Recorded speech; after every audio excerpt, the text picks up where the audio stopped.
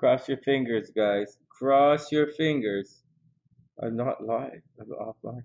It's hey, that looks pretty good. Oh, poop. I didn't do the blurry thing again. Oh, bummerama. Bummerama? Why not? Why not? Bummerama.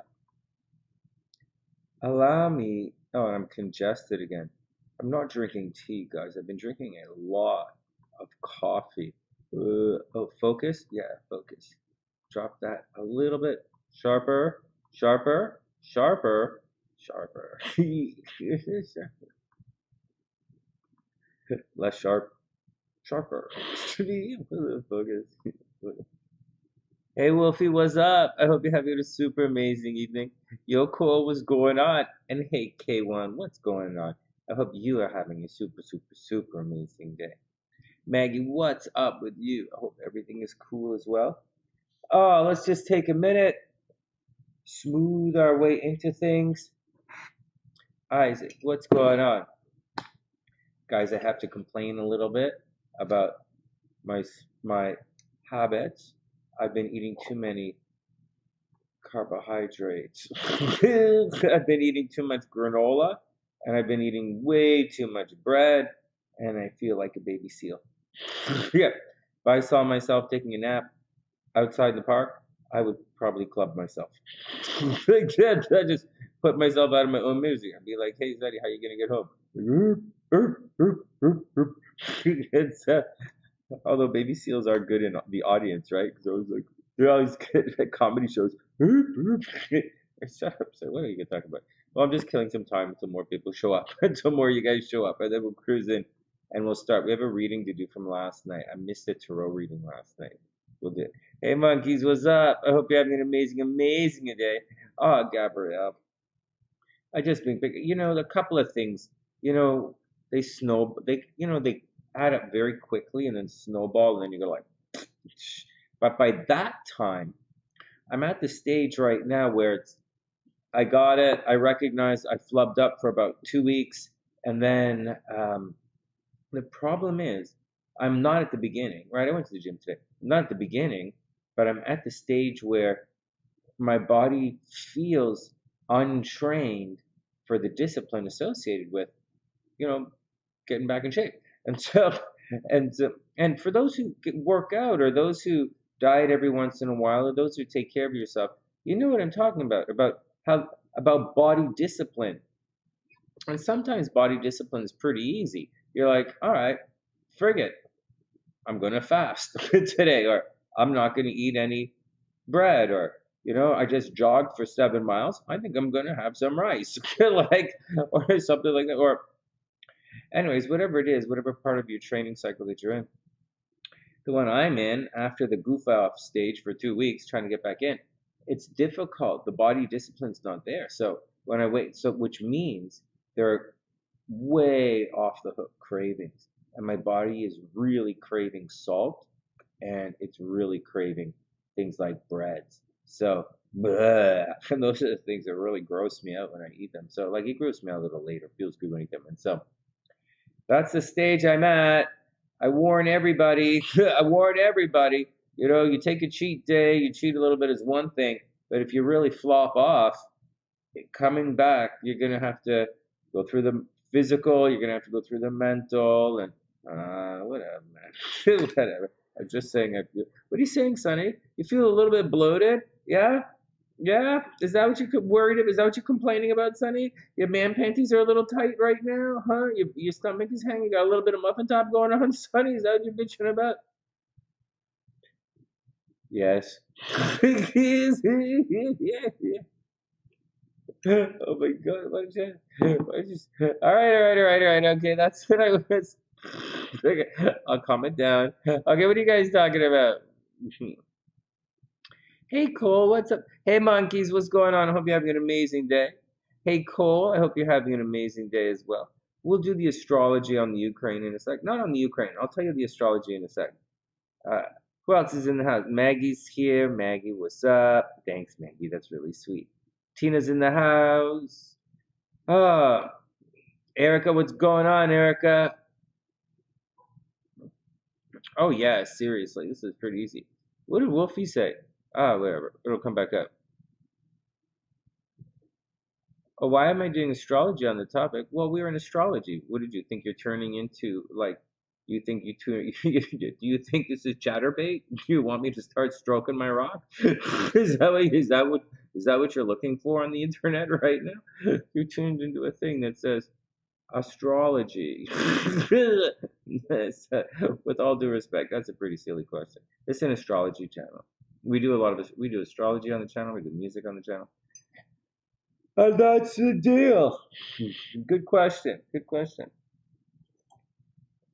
Did you ever walk into a bar and say, "Holy fuck, all the chicks are naked"? What the fuck? What kind of fucking place did I just walk into here? Why are there all these? Why is everything like fluorescent? Why the beer cost $12? No, I'm just joking. I'm just joking. Nothing wrong with your question, but the title gives it away a little bit. We'll talk about that in a sec. And it's a good idea to maybe you want to stick around and check it out. It might be fun, maybe not fun, but it might be fun. Who else is in the house? Hey Moonlight, what's up? Hope you and Trevor are having a super, super, super amazing day. Jazz says she fasts once a week. It helps with mind fuck. Hey, you know what, Jazz? It really does. Like, I knew a guy. When I was a hypnotherapist, I worked at in Toronto, and the one of the guys at the clinic was a naturopath, right? One of the naturopath guys, and he's in great shape. He's like, he's not like super tall or anything, but he was pretty buff guy, always working out. And he's like a buff normal guy, like me, if I had dedication to anything. It's like a buff normal guy, and then I'm not buff or normal, but the guy's like really smart, buff normal, and he's a naturopath, a naturopath doctor, and he actually fasts one day every week. It was like every Wednesday he fasted. I thought it was so fascinating. I don't know if that's a good idea or a bad idea, because I thought you kind of have to have stuff in your system at all times, kind of like keeping everything loose. Like, I don't know. But he said he did it once a week because to give his system a rest.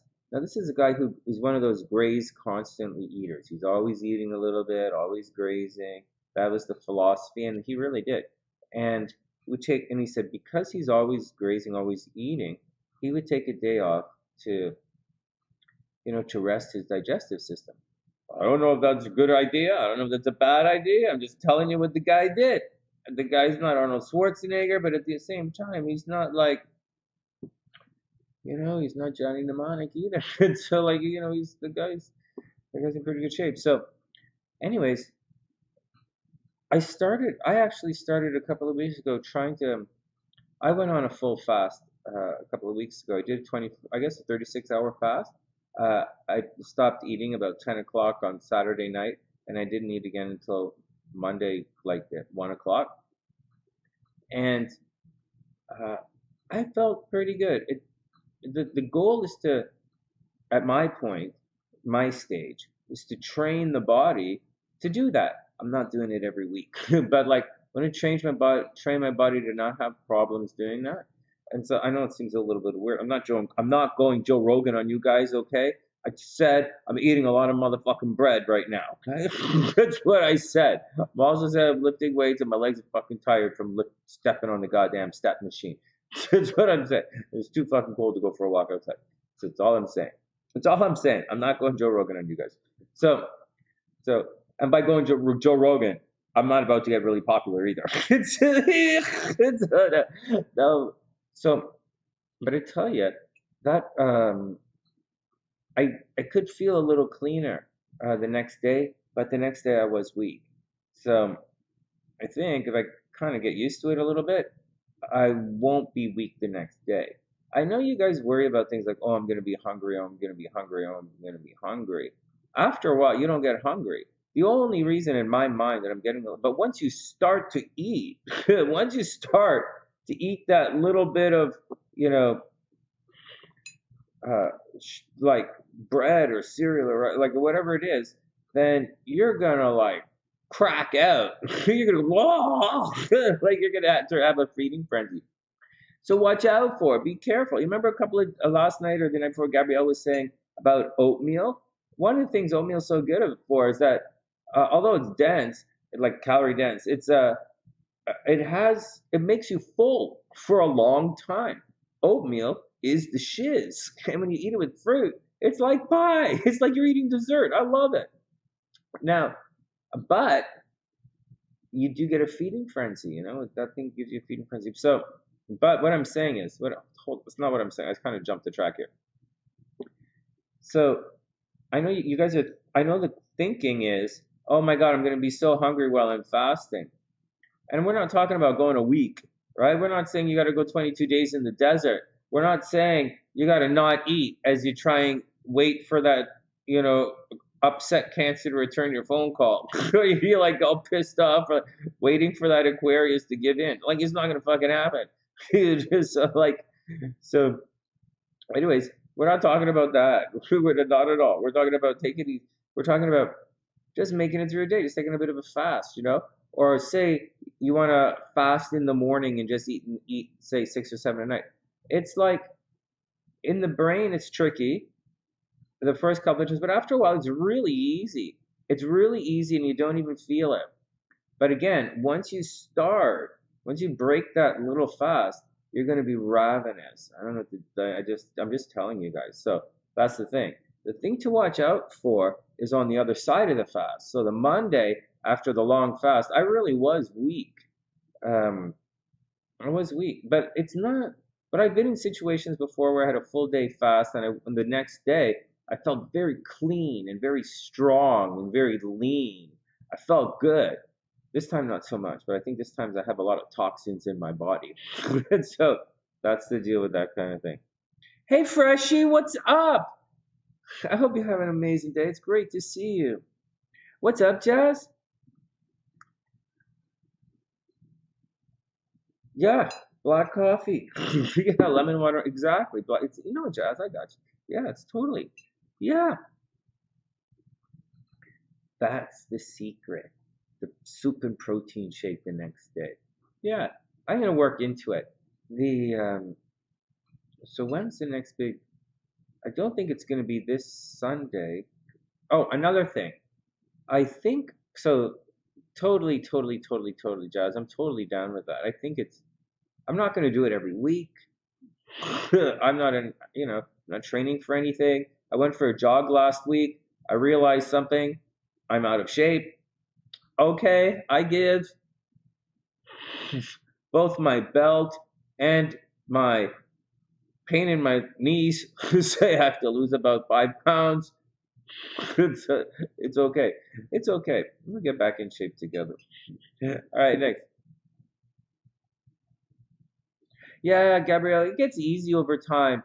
You learn different things. Hey, while we're talking about that learning different things, there's something I really want to tell you guys. I know you guys are the crew who already work out and already know this, and I should make a video about this for other people. But there's a neat thing I want to tell you guys about. Hey, K1. Well, here's a question, K1. I know they're talking about. Okay, so K1, I want to make a bit of a joke about that.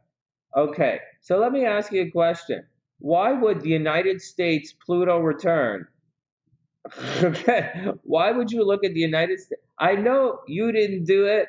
I saw that a bunch of people are saying that. Okay, I'll explain it right now. Why it's kind of a silly thing. It's the United States Pluto return. What the fuck does that have to do with anything else in the rest of the world? What the fuck? Like what the? That's like saying, how does that affect life on Mars? It's an extremely, extremely, I had no fucking clue of astrology kind of question.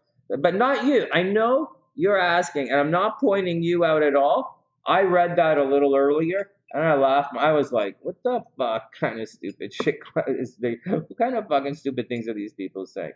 No, the Pluto return in the United States is pretty much going to affect the United States. It doesn't. I know. Oh, You could call it anything you want, K1. It's really, really, really. I think it's a really silly thing. Do you want to know why? It's a. Want to know why it's a silly thing? I'll show you. I'll show you right here. And if you saw this, then you would say right away, if you saw this in the chart, you would say right away, what's going on. Can you guys see this? Did I do the thing? I'll tell you some other funny things about that. Check it out. I know, I saw it. I heard about it and I saw it. I thought it was really silly. Watch this. Do you guys know what this is, don't you? Hold on. You guys know what this is, don't you? This is a yacht. That's a yacht. Right there. And it's not a bullshit yacht. It's not a bullshit yacht with the moon and like a couple of fucking clouds on your anus. Bumps. It's not a bullshit yacht like your moon and a couple of bumps on your anus. It's an honest to God, slow moving, deep cutting yacht. 22 degrees Neptune. 22 degrees conjunction. A 2-month conjunction rarely happens. 2-month conjunction between Venus and Mars rarely happens. Makes an inconjunct, a yod, to Vladimir Putin and his Pluto right there. That's a big deal. That rarely happens in astrology. Rarely happens. And this has absolutely nothing to do with the United States. What's happening, what you guys have to get through in your heads is what's happening in the Ukraine has nothing to do with the United States. So looking at an American chart is just weird. It's just weird to do. There's also more that's happening. When you're choosing times and dates like this,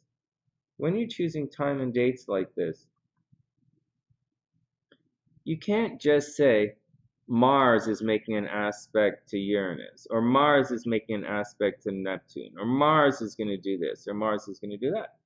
Because Mars does that every year. Every year. I'll lay off the cursing, the language. Mars does that every single year. The Mars transit is a 2-year transit.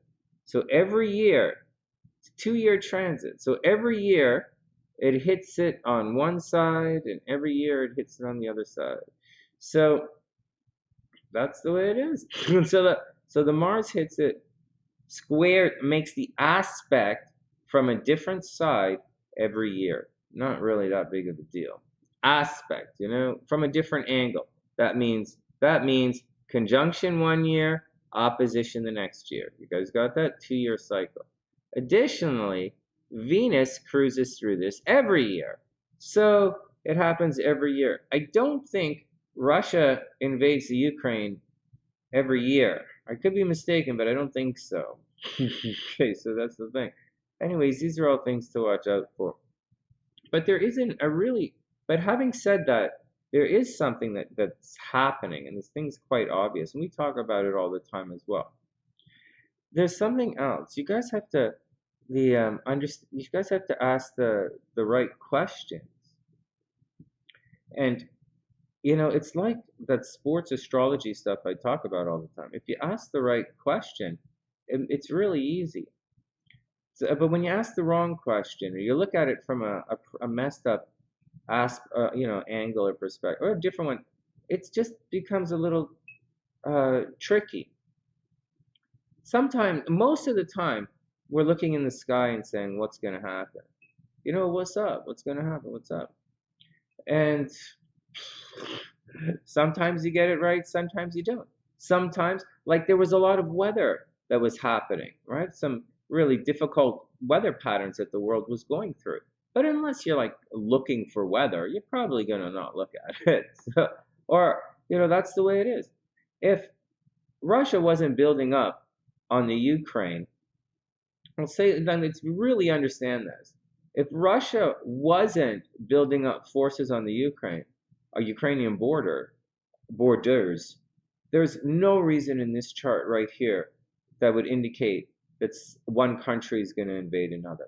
There's just not. No matter what you say, no matter what you make up, no matter anything, there's no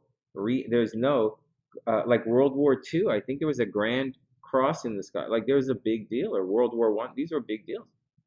Right now, it's not what the chart says. It doesn't say any of that.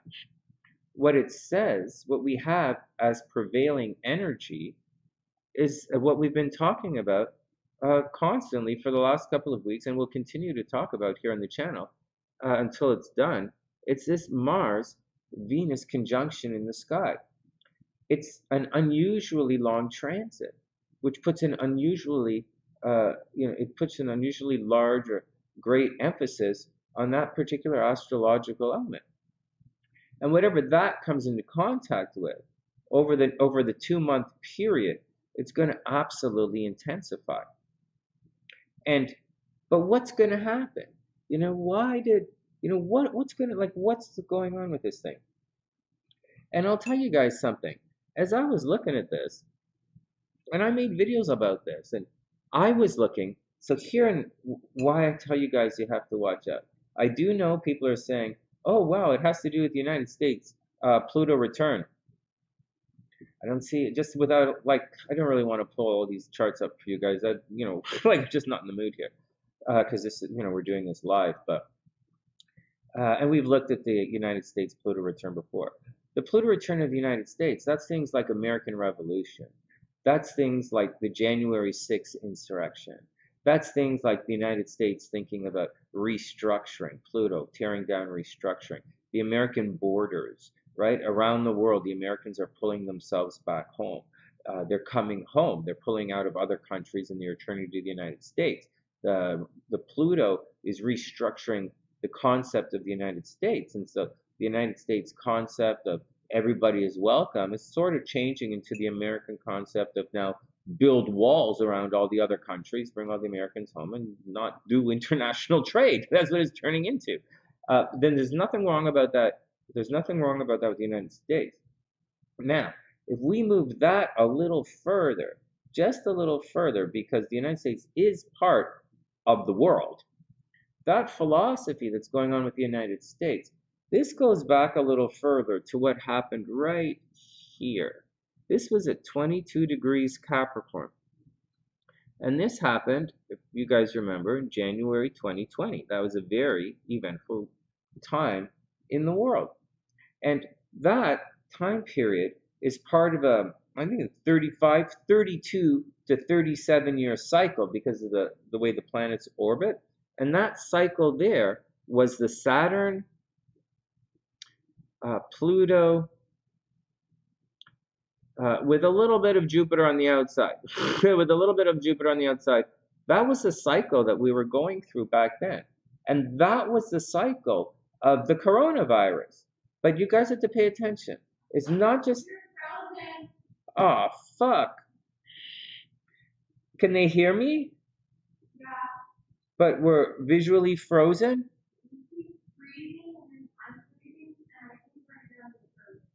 Oh my god. What the fuck? Oh. I'm right in the middle of telling everybody what the hell's going on. Okay, hold on.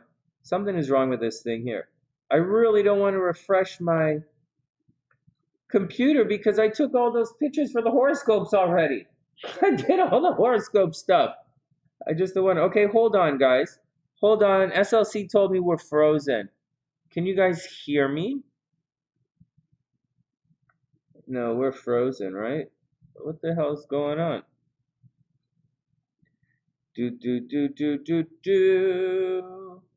We're really frozen.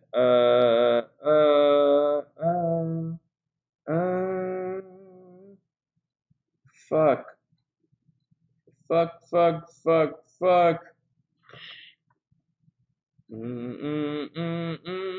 This is our internet. Should be fine. What's over here? Wow. Can you guys hear me? What is not going good? Let me check my blah, blah, blah. This looks good. Fudge. Well, I don't know what to say, guys. Can anyone hear me?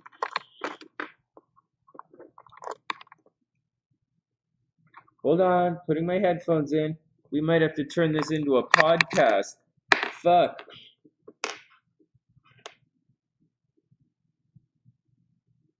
Okay, check 1, 2. Let me put my headphones in. Hey, boo. I do have a potty mouth. That's right. Pardon me?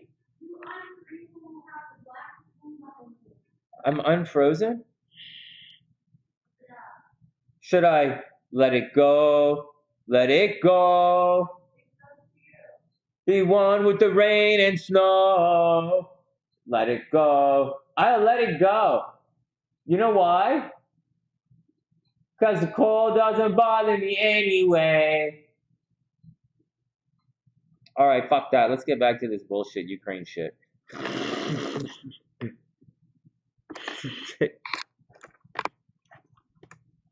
Thanks, Gabrielle.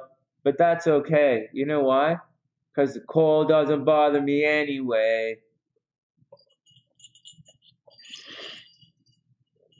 Respect. North Said. North Said. Okay, enough screwing around. Let's get back to it. Hey, guys. So let's get back to it. I was on a roll there. Fuck. All right, well, you know how I gotta go. Let's get back to it. So here's the deal. Here's the deal. And we'll get back to the chart and we'll look at it a second. I'll show and I'll point it out. We'll look at Putin's chart. Putin has a yod in his chart. It's a naturally occurring, extremely powerful yod. Let's go back and take a steps leading to what's going on. Yes, the United States is going through its Pluto return. Yeah, it may have already happened. It may it takes a while. Okay, the Pluto return takes a bit of time. It's a slow-moving planet, 250 years. But the Americans are not the only ones going through their Pluto return. So, wow, I can't believe I'm going to have to talk to you guys about it. Let me just be cool. So what happened 250 years ago? So we're in what, the end of the 1800s, right? Middle 1800s, 1886, right? Wasn't there like the French Revolution? Wasn't there the French Revolution in the 1800s? American Revolution. Later on, they killed the Russian Revolution. You know, there's a lot more that happened in history other than the birth of the United States at that particular time in history. So, as one would expect by looking at a natal chart, duh. Be nice, Sonny. Be sensitive. Be sensitive. It's a real question. Okay. So that's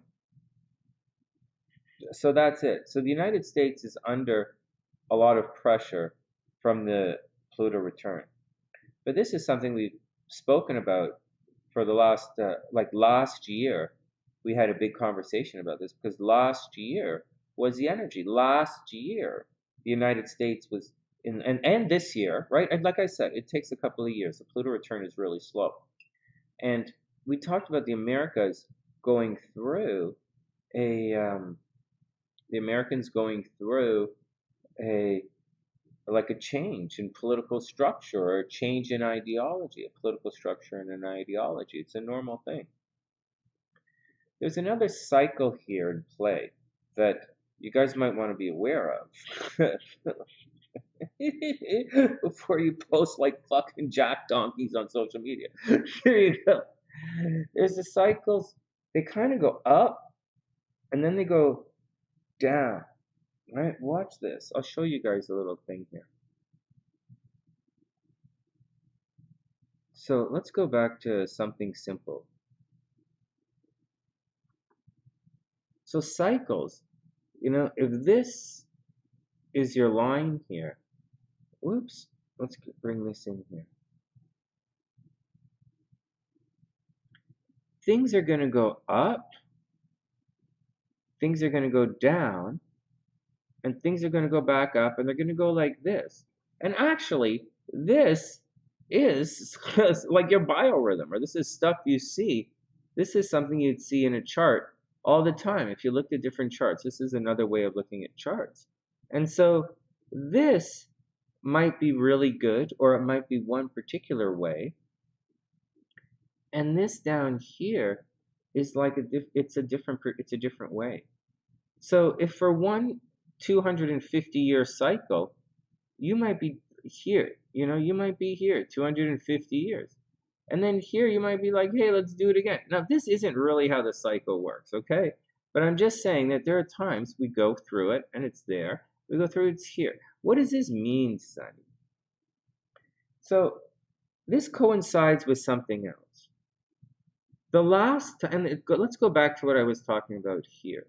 The last time we had this Saturn, Pluto, Jupiter thing, and we talked about this before. We had AIDS, right? AIDS became really big. This time we had the Rona, right? This time we had the coronavirus. Last time it was AIDS. This time we're going through the situation, and we're talking about a 2 or 3 year time period here. We're not talking about one particular time period. Because once again, this thing I'm talking about can be 32 to 37 years long. So it's a time period. Now, you're going to back it up and you're going to go around. And so now there's the Rona. Last time there was AIDS. Last time they tore down the Berlin Wall. Right? Last time was the fall of communism. This time we're looking at building walls again. And it's not just a mentality or an idea that's happening with Russia. This building walls kind of mentality has been going on for a number of years now. And it's all over the world. And this building walls things, it's an up-down part. It's a very up-down part of the Saturn-Pluto cycle. And it's a very up-down part of the actual Pluto cycle. Of restructuring, resurrecting is a very Pluto kind of thing. So is it because the United States, did Russia invade the Ukraine because the Americans are going through a 250-year cycle? Highly unlikely. Extremely unlikely. It's just a really weird thing to say, actually. However, I would imagine that it does, I'm saying here it does coincide with the Saturn-Pluto cycle and the Jupiter thing, and it's spreading out. But hold on a second. We're looking at consequences of things, and this isn't really what is happening right now. Like a little bit. I'm just explaining to you. This conversation here sprung from the idea that people were saying that it's the Americans' 250-year Pluto cycle. And I'm saying to you, there's a possibility that it is part of a Pluto cycle. It's unlikely that it's part of the United States Pacific Pluto cycle. That's a little bit weird thing to think, especially when you consider what was happening in history at the time. Nevertheless, I would say it has to do with some events. Yeah, now that we're looking at it like this, I don't know. Good question. Good question. Is it the Americans' Pluto cycle? That's really, really, really. I can't believe we started this show with such a stupid fucking thing. But like, this is a real question you guys have, and so I'm telling you, highly fucking unlikely. Try think along the lines more of like the Ukraine's Pluto cycle, like a country that was actually motherfucking invaded. Maybe it was their Pluto cycle. But anyways, nevertheless, let's go on. God, let's not have a silly night. That's not K1 saying that. I know a lot of people were saying it. I read it. I thought it was pretty silly. You guys are right. Bring that question to me. Bring those questions to me. K1, that was a really good question. I wouldn't have talked about it. I'm glad you brought it up. Bring all those questions to me. I'll tell you what part of it might be real, what part of it might be a little bit silly, and where there's a little bit of truth in what they're talking about, and where some things might be a little bit nonsensical. The concept of looking at an American birth chart to find out what's happening in Russia and the Ukraine is just ludicrous. It's laughable. But the question raised something that's actually a little bit more profound, and that is, yeah, this does have to do with a particular Pluto experience. I believe it has to do with a particular Pluto experience, but it's not. But it's more of a greater theme. Pluto is the biggest, slowest moving planet of theme in the zodiac. So you could take 12 years and really fuck it up and still get it pretty close. so so that's the deal. But anyways, it's a good question. It was actually a pretty good question. It's a pretty good question. It's an interesting thing that they're talking about. It's weird. Would you expect Canada? Would you expect me to say the Canadian Pluto chart? Like what does sleeping say? All right, next. Or anyways, nevertheless, that's the interesting thing. And maybe looking at the Ukraine chart would show things differently. But whatever. Actually, the French Revolution last year was a big, like the French Revolution stuff. The American Revolution was in the 1700s. Yeah. Yeah, cool. No, not the American Revolution. Well, I don't know what you mean by the American Revolution. Is that the birthday of American thing, 1776? All right, whatever. Let's move on. And so, all right, next. Yeah, and the French Revolution was later, right? I can't remember which was first. I thought it was the French Revolution and the American. All right, whatever. All right, next. When looking at transits, hey guys, when looking at transits and trying to find, so this is the chart, right? Let's look at the chart. Guys, look at the chart. Do you see signs of war in this chart? No, you don't. I know you don't. No, you don't, because there aren't any signs of war in this chart. It's not what's going on. Now, but what you can do is look at this chart for timing things. And I want you to put yourself in the, oh shit, frozen again. I wonder why we keep freezing when I come to this screen. That's so odd. Blah, blah, blah, blah, blah, blah, blah. Blah, blah, blah, blah, blah, blah, blah. Blah, blah, blah, blah, blah, blah, blah. I wonder if YouTube is fucking up my thing again. And so, thanks, ErickaH. Hey, but hold on. I'm trying to show you guys what's going on. But I'm trying to show you guys. I'm trying to weave my way. Are we still frozen? Shit. I'm trying to weave my way to this. Fuck, ErickaH, I have a point. I have a point of what I'm trying to get to. Because I got it wrong, okay? We're not trying to say, hey, son, I know I'm a little arrogant, but I want to show you guys where I got it wrong. Remember, I said the invasion was going to be March 2nd or 3rd. Remember, under the new moon, under the darkness of the new moon? That's when I said. And I'm here. I want to tell you guys that I missed something really obvious. And I missed it for a reason. It's why I'm pulling this up tonight. Because I don't usually give a shit. You guys know. We predict, and then we move on. I didn't milk the Donald Trump bullshit in the last 4 years. And I'm sure fuck not going to milk the fucking Putin thing, because I want the Ukrainian people to be free. I believe we should take care of our people in the world. I believe we should take care of each other against fucking bullies. So, and I'm doing my job. Like that question that person asked earlier about why we're using astrology to look at this, because it's what we fucking do. Why do you use your... Let's move on. So, anyways, we're fucking glitched, right? I don't know. Well, let me go back to this, and then we'll come back. Apparently, when we're here, it resets itself, and then we'll come back. And I'll just stare at the chart. So let me tell you guys what happened. So let me tell you guys what's happening as this catches up. So I missed one. Oh, hey, K1, thanks. K1, I missed it. You remember when you guys saw me do the live? Okay, so first, until this catches up, I want to tell you guys. You guys know the Jaylene, I don't know. All I'm worried, I haven't checked anything. I kind of like can't see anything. And I have a reading I'm supposed to do for you guys. I missed someone last night. Poop. And I'm gonna do her tarot card. She's in the description box. I just want to clear this up for you guys and like bring it back. Oh, we're back online. All right, so we're back online. Okay, let me go back here and I'll show you guys. So what happened was, this is not a chart of war. You can't convince me this is a chart of war. There's no tension from which there is no escape in this particular chart. War charts tend to have, like, what's happening is smooth transition is what's happening. Venus Mars. And Venus Mars is making an effect on things. This is the way I'm looking at it. Now, it's a deep, extended transit. You can't say one planet, you can't say an inner planet, right? These are inner planets. You can't say an inner planet made an aspect to a slower planet, so some major life event happened.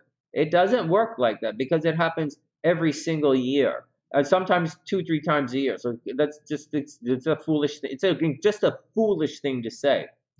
The Pluto cycle is not foolish. It's a very slow, painful cycle. Okay, I get that. It's weird to look at the Americans, but I get it. Okay, so those are things. Now, however, they can indicate trigger dates, and I think what has to happen, but if you guys think about it, right? Just think about it for a second. The like it's little by little, it's taking away, like it's moving in. What's going on is okay, so let me just go back to the chart and see if I can show it to you guys again. So this is what's happening up here. This is what's going on. This is the big change. It's moving together. There's a concentration of energy. And we talk about this every single time we do the horoscopes. We talk about this. But I'll show you guys where I made my mistake, and I'll show you guys how it's really easy to do. And then but I'm going to also explain to you guys that there's no reason to look at this and think that anyone is going to war until you look at someone else's chart. Now, when we do the horoscope, for the longest time, forever, I talk about the moon and how the moon makes aspects to the sun and how maybe the moon makes aspects to Jupiter, blah, blah, blah, blah, blah. All the weekend horoscopes are done like that. The horoscopes I have sitting here on this computer to shoot for you guys tomorrow, they're done like that.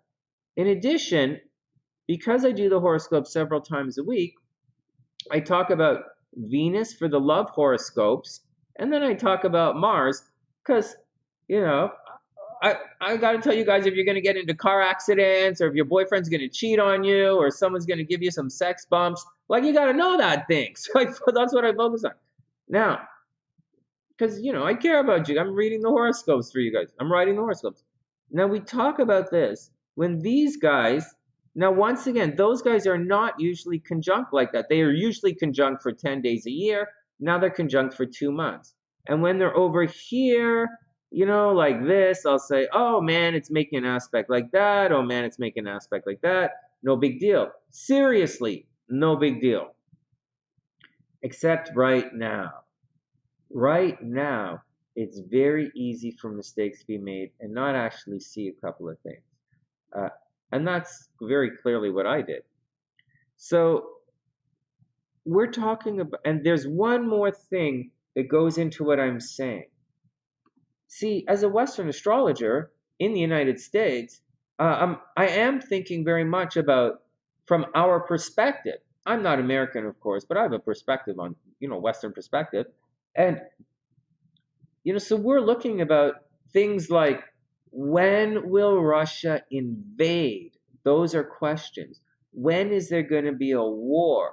When is there going to be violence? When is there going to be a change? When is there going to be difficult stuff? And so that's what's going, and so that's what we're asking. Like, what's going to happen? What's going to happen? What's going to happen? But the other side of the fence, but this chart, problems are going to arise. Like, we're going to have problems and restructuring on March 2nd to 3rd. Like that's when it's going to happen. You guys, March 3rd, they're going to restructure they're going to change the name of the Ukraine on March 3rd to like Putingrad or something like that. Like, that's going to happen around March 3rd or something like that. But you guys have to ask yourself, because that's a conjunction there. But you guys have to ask yourself, that's not what an astrologer would ask. Like, that's not what's going to get Putin to invade. That's not going to, hey, when do you think there's going to be maximum bloodshed? When do you think this is going to happen? No, no, no, no, no, no, no. There's some things you have to ask first. When?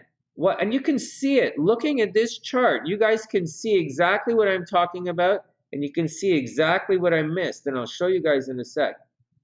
So I'm looking in terms of conjunction. So we're talking about two things: answering a question and looking for astrological answers. And so I'm trying to answer this question, and I'm like, all right, well, Pluto.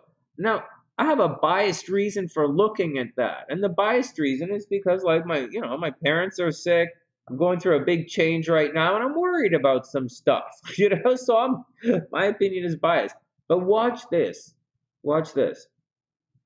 So and then another time period is going to be at the beginning of April when everything Mars and Venus, or Mars specifically, conjunct Saturn. But those weren't the start dates. Here's a better question. If you were when you ask an astrologer something, you would say something like if I was Putin's astrologer, Putin would ask me, "Hey, Sonny, what's a good day for me to go fuck up the Ukraine? What's a good day? I want maximum penetration with as little backsplash as possible. I don't want to get my hands dirty, and I don't want to have to do too much. All right, what's going to happen? What's going to make my dreams a reality? What's going to make, when are we going to trigger all of these big dreams? We're going backwards in time now, right? We're not talking about now moving, we're going backwards. So this has already happened. So, and I missed it. I've got next week covered in the calendar. But first, this one I missed. And I missed it because of this. And I went, and when you watch, I gotta say, in defense of me, because I'm pretty good at this. And you watch the video with me delineating this, you can see me do it and then fluff it off. You can see me do it. You can see me do exactly what I was doing, when it was here, we're looking at the approach. Now, granted, I didn't look at the approach to Uranus because at the time I started looking at things, we are already past Uranus, right? The buildup was already happening. We were past Uranus. So it didn't really make sense to look at. It was kind of a silly thing to do. But over here, we can very clearly see that on February 23rd, Venus and Mars were making an extremely harmonious aspect to Neptune. And we saw that here. We saw that, but we disregarded it because I personally, biased Sonny, was focusing on these conjunctions that were happening. So I kind of, the human element of being an astrologer really screwed that up for us. It really did. And remember, I was like, this is going to be obvious because this is obvious. Like, these things are obvious. We know it's coming. But so that's some pretty obvious stuff that you guys should see. And it's obvious because we saw it. We already saw it. And because Sonny is Sonny, I waved it off in favor of this indicator. So can you guys see the two major indicators that we're using? Hey, Danny. Thanks, Jalen. Can you guys see this? Hey, Chaylee, what's up? So did you guys see what's going on? So I thought this, right? The March 6th thing. And I totally disregarded this aspect right here. But that's clearly what happened. Like, that's the only thing in the sky that happened. But why is that a big deal? Oh my God, why is that a big deal? Why is that a big deal? Does anybody care why that's a big deal? I don't really care, but I'll tell you why is this energy right here such a big deal? Like, what's the deal? Like, what's the deal? Like, what's going on? Why? Like, what? First, that's putting Mars towards Neptune, right? In a very seamless way, making it work. That's not the point, though. The point is, wait, you guys see all of these, right? I'm all set up to do the horoscopes. Look at that. I made chubby little crab. Chubby little crab. Even my Virog is buff. I made buff Virgo this week, not nerd Virgo. But, like, let's get back to this thing. So when we look at, and I'm doing a really shitty video for you guys. I'm not really doing it properly here, but I don't know that I want. This is so much. Like, I don't want to get involved with question and answer with idiots. Like, not idiots, but I don't really want to get into defending something. It's just a silly thing to talk about. So let's look at this. So here we go. Mars and Venus, right? Making that aspect, 21, 22 degrees, right there to Neptune. There you go. You guys win the game. Makes a yod pattern to Putin's Pluto. It's one of the most difficult aspects, or most challenging, or most powerful aspects you could get in a chart. The yod means finger of God. It means maximum, massive destiny in your chart. I think Hitler had a yod in his chart. Not that I'm comparing Putin to Hitler or anything. I'm just saying a yod is powerful stuff. Usually great leaders tend to be inspired when this yod pattern is activated. Now, Putin doesn't exactly have it hanging out in his chart for a, hey, how you doing? Let's go change the world. But he is a leader in the world who's being highly pressured right now by this yod. And yods take the effect of the planet at the point, right? Let's imagine it's going in like this. Energy is coming in from all sides. And he's like, ah! And the energy for Putin just happens to be Pluto. And Pluto is just that Putin's Pluto is going nonsense, absolutely 8 donkey bananas. There you go. Welcome to the Tarot Dome. Welcome to the Tarot Dome. It's also at 22 degrees, but we're not going to get into any weird kind of thing like that. We're just going to say, when you have these yod formations, there's a combustive energy. It's like you have it's not like opposite, it's not square, it's not harmonious. It's you're like taken out of yourself, and you have the ability to, the people who have these transiting yods, they have the ability to create great things in the world. Like to make big changes for better and obviously for worse. You can make great art under this transition, or you can make great speeches, or you can start a war, or you can cause problems.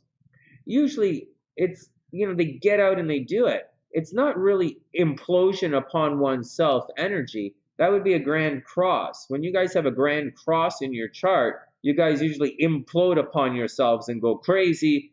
You might, become an active shooter or something. Like you're going to go crazy. Not intellectually, not like depressed crazy, but you're going to go, you're going to react against the pressure. This kind of situation, and that's a grand cross. This energy, yod, isn't really reacting against the pressure. It's more of a proactive kind of situation where you're sort of following and going with your destiny, so to speak. You might have a very strong destiny and just sort of pushing out into the world and doing your thing. And Putin, absolutely, without any question of any kind, on February 23rd, 2022, Venus and Mars were at 22 degrees, making an exact yod with Putin's Pluto. That alone is enough to make the leader of the not free world go crazy and go after what he wants. Like he's going to try and change the world, and it's very clearly what he did. It's not that crazy. So, like I said, guys, you can't really, guys. If I thought if I called this, okay, if I called this last week when we were doing this in the horoscopes, if I said, oh my God, Venus conjunct Mars, making an aspect to Neptune on February 23rd. Oh my God, Putin is absolutely invading the Ukraine on the 23rd, and his dreams are going to come true, and he's going to unite Russia and the Ukraine, and Mama Russia's coming back, and she's going to have her baby bear right there beside her, and everything's good. If I said that, I would be so riding the lightning right now. I'd be like, oh my God, Sonny's the greatest astrologer on the planet. But like, in all seriousness, I probably would also tell you guys that you can't really look at this chart here and say a war is going to happen. That's a really silly thing to say. It's not really silly to say, because there are times by just looking at the chart, you can see a lot of energy in the sky, potential reactions. Like we do see political change happening just by looking at this chart. We see political change and political restructuring happening. I am worried, just by looking at this chart, for Biden's health. I'm very, very, very worried about Biden's health. I'm not worried about Putin's health, but I am worried about Biden's health. I think Kamala Harris is going to have a difficult year this year. She's a Libra, Putin's Libra. There's a very challenging year for those guys. I see that looking at the chart. The United States is a Cancer, right? So I think, and they're right around here, right around here. The United States is past most of its difficult stuff, right? Pluto is moving on, so they're kind of going through most of the difficult stuff. And that's the deal. And so that's, the United States is out of it, Anyways, let's go back one more. We are going to have a political restructuring as Mars crosses Pluto, Mars and Venus cross Pluto, and then Mars and Pluto cross Saturn happening, happening after that. Okay, so here's what's going to happen. Let's not make the same mistake twice. Mars is going to cross Pluto, Mars, Venus cross Pluto in the first week of March. That's going to make political restructuring. And then Mars, Pluto are going to hit 11, 12 degrees right here in Aquarius. And they're going to square the crap out of Uranus in the Uranus in Taurus. So in the third week of March, like March 17th, you're going to see some extremely unusual action being taken place. And it's going to be, you guys are going to accept it. And it's going to be in Aquarius. So you guys are going to accept limitation of freedoms. Like Mars and Venus will still be in lockstep. So it could be a situation where Putin decides to do something en masse to the people, like decide to exterminate a bunch of people. Like that's a weird way. I don't make it extreme, right? But like it doesn't have to be that extreme. But Putin's someone, we're talking about the war. And so when everything makes that square to Uranus, you're going to see some sudden and unexpected transition that's going to happen by massive groups of people. So there might be major riots around the world around March 17th. Major riots. Maybe tomorrow I'll make a couple of crazy predictions for you guys. It's kind of a waste of my time. Major riots around March 17th.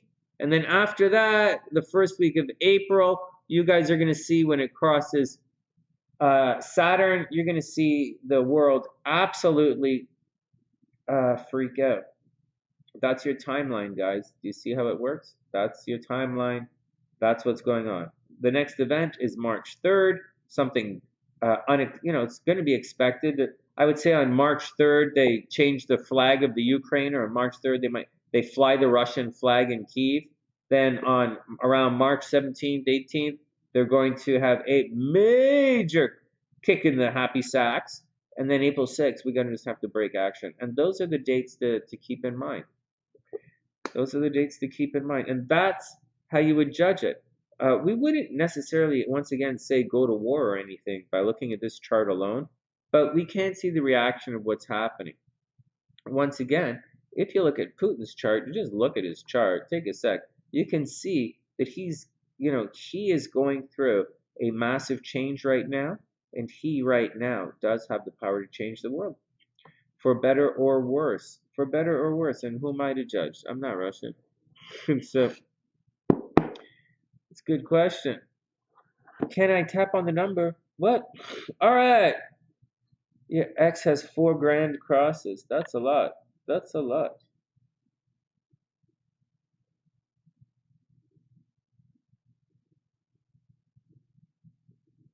It doesn't have an amount that's 34L? No way. Hold on, let me have a look. Let me have a look. I thought I put it up. Give me a sec. Just give me a sec. Cause it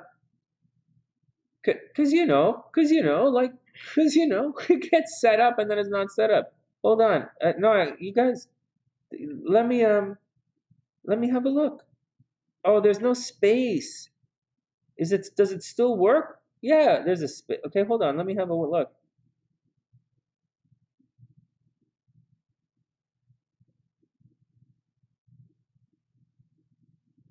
What do you I have it right here. It says $35 right here.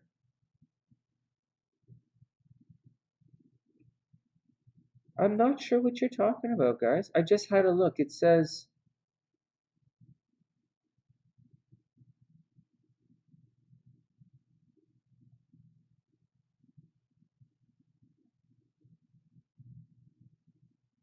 L, what costs $34 on the channel? I'm not sure. I'm just curious. What on the sunny side costs $34 that you're looking to pay? Like I think I'm missing something. Is it like, because readings are 35, 11 is the tarot, 35 is a mini astro, past life is 45. I'm not sure what you're looking for, but I can sort it out. But I can sort it for you. But there is a little bit of a problem. There is a little bit of a problem. Like there is. There is. Like I wanted to use that as a landing page for everything to make it easy for everybody, but it's not. It's not. It's not. You guys know how it works. I try. It's not. All right, hold on. Let's see what's going on. We have to do an astrology reading. Hey, Chaley, what's up? You went into lockdown for COVID on March 15th? Right on. Oh, no way. Right before your birthday. Right on. Okay, so that's the deal. So that's the deal with Putin. That's the yod. That's what's going on astrologically. That's what I think about the Pluto cycle. That's my 2 cents on the American's Pluto return. The American Pluto return. Guys, the American Pluto return, like, that's very clearly all the riots that happened in the United States last year. It's a second American Revolution. Like, what don't you guys get about that? The cycle repeats. You can have. It's the same. It's the same thing. It's not K. Like K1 knows what she's talking about. It's just a lot of people talking about some weird stuff. But at the same time, I understand that people, you know, you start looking at the world from where you're sitting, right? And then you look out and you reach out. So I get where those people are doing. Hey, L, what's up? Let's go do my pay. Let's go. I haven't looked at PayPal yet. Let's go have a look. Oh, I gotta sneeze. Oh, let's go look and see who snuck in. Oh, wait, I have a tarot reading to do from yesterday that I totally missed. I'll have to find her name. All right, well, let me know when everything comes in. I have to do this tarot reading. Nothing's come through yet, guys. It's a pain. Oh, that's so funny. Oh, wait a second. Oh my God. Hold on. I got spent an hour talking about that shit, and I'm not even gonna make a video out of it. Fuck. We're supposed to do the raffle tonight. Let's do a couple of things. I have to do a tarot reading for a sunny side, and her name is for Jocelyn. Hey, is Jocelyn still in the house? Is Jocelyn still in the house? So Jocelyn, I'm gonna do your tarot reading right now. There's a timestamp in the description box. Let's put this down. Tomorrow I'm gonna come on early and do the horoscopes because I have all this stuff here. It's not happening, and this goddamn thing I'm doing, where my internet's all fucked up tonight, and I don't really know what's going on. So, oh, Jocelyn, is that you? Hold on. Hold on, I can't see anything. I have to go like this because I can't. What am I looking at? Sorry. Oh, it's wrong because can't spell Jocelyn. Hey, Jaylene. What? No, Jaylene is Jocelyn. You wish. It's.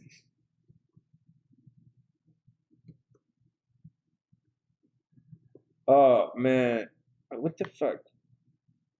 Hey, Erica, what's up? 1 sec. Oh my God, my nose. I gotta blow my nose. Jocelyn is up. Jocelyn is right here. Can you guys see this? No. Okay. Jocelyn, gotcha. You got it, Erica. Let me write you down right now. It is fun. The past life is fun. I just can't breathe. Erica. H. No, CK. A. There we go. Erica H. Gotcha.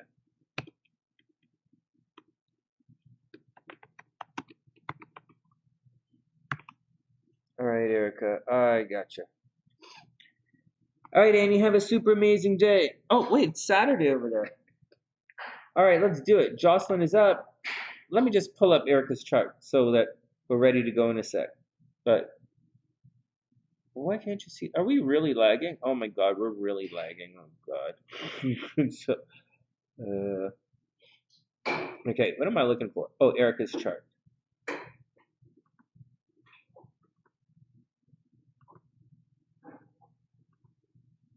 I don't know what to say about. It's kind of a weird thing to say, but I wish everyone the best. Erica H H H.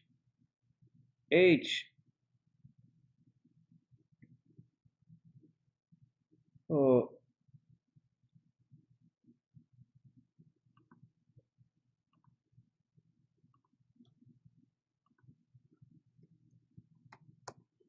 oh shit! I spelled Erica wrong. Hey, sweetheart, is there any? Can I take a hit of the nasal spray? Thanks, baby. I can't really. I'm having trouble breathing. Oh, I found it. Okay, good. I found it. Erica. All right, Erica. Oh, oh, oh. Hey, your shoelace is untied. Oh yeah. Ooh, have a look. Ooh, have a look. Ooh, I like what I see. Ooh, stop it, Sonny. Stop it. What's wrong? The fuck is wrong with you? Can't help it, man. My chick is really sweet on the eyes. All right, everybody, calm down. I've got to go spray my brain with some of this stuff and pick up my pen. Back in 1 sec. Everybody, be cool. Back in 1 sec. Everybody, be cool. Everybody, be cool. BRB. Everybody, be cool. Oh, Al, don't worry about it. Oh, wait, everybody hold on. Yeah, Noodles is right. El, don't worry about it. We'll do the raffle. El, we gotta do the raffle, man. Okay, and Wingwan wanted her dad in there as well. Oh, wow, look at all this stuff. Scale, filtering. What does that mean? Wow, look at all these things that just pop. Oh, you guys aren't seeing that. All right, well, I'll be back in a sec. Ah, El, also grab some caffeine. Coffee. Oh.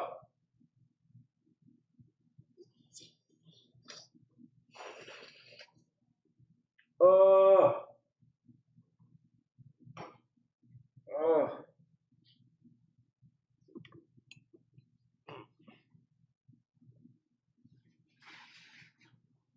Oh. They're saying that this attack, stupid. A bunch of astrologers in the advanced astrology in Reddit is saying the attack on Ukraine is because of America's brutal attack. That's right. That's right. That's right. The Americans. That's right. Putin attacked Russia. Russia attacked the Ukraine because of something that happened. Can you believe they would go like that? That's so funny. That seems a little narcissistic. It seems a lot self-centered, narcissistic, and completely out of touch with the world. Yeah. Especially this has nothing to do with the United States. Last night you were like, why the fuck would we send our troops there? Why would they send our kids there? And I went outside to think about it, and I was like, I got lots of reasons why you would do it, but none of them have to do with astrology. It's such a silly thing. But I don't have anything. What are you gonna do? What do you want me to? How many times am I gonna say the same old stupid shit?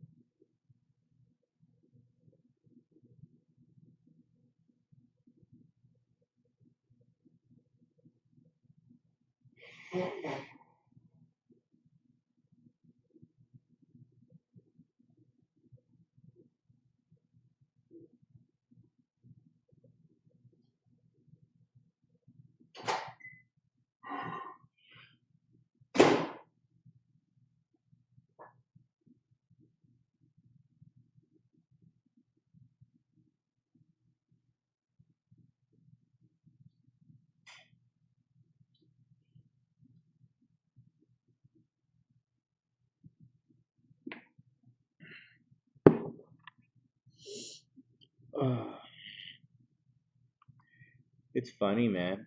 I think you guys would have. I think I could be mistaken, although unlikely in this situation. I think you got a better chance blaming this war on Obama than you do on the American Revolution. Although you never know. But there is a thing about the cycles, though. That big cycles, guys. Right before we get down to the charts, there is a thing about these big cycles and reversing. I'll show you something else. Let me just take a second and show you guys something that I'm pretty certain you guys might crap about. Brains might cramp. Just a sec. Watch this. I'm going to just show you guys something here.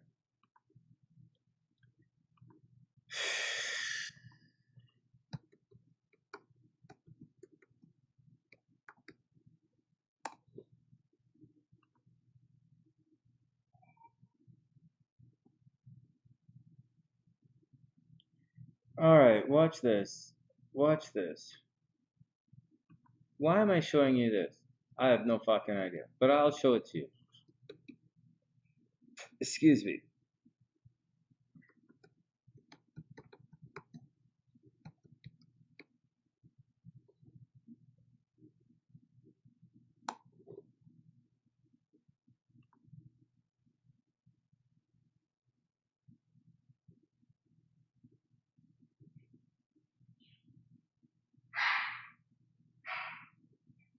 Okay, hold on.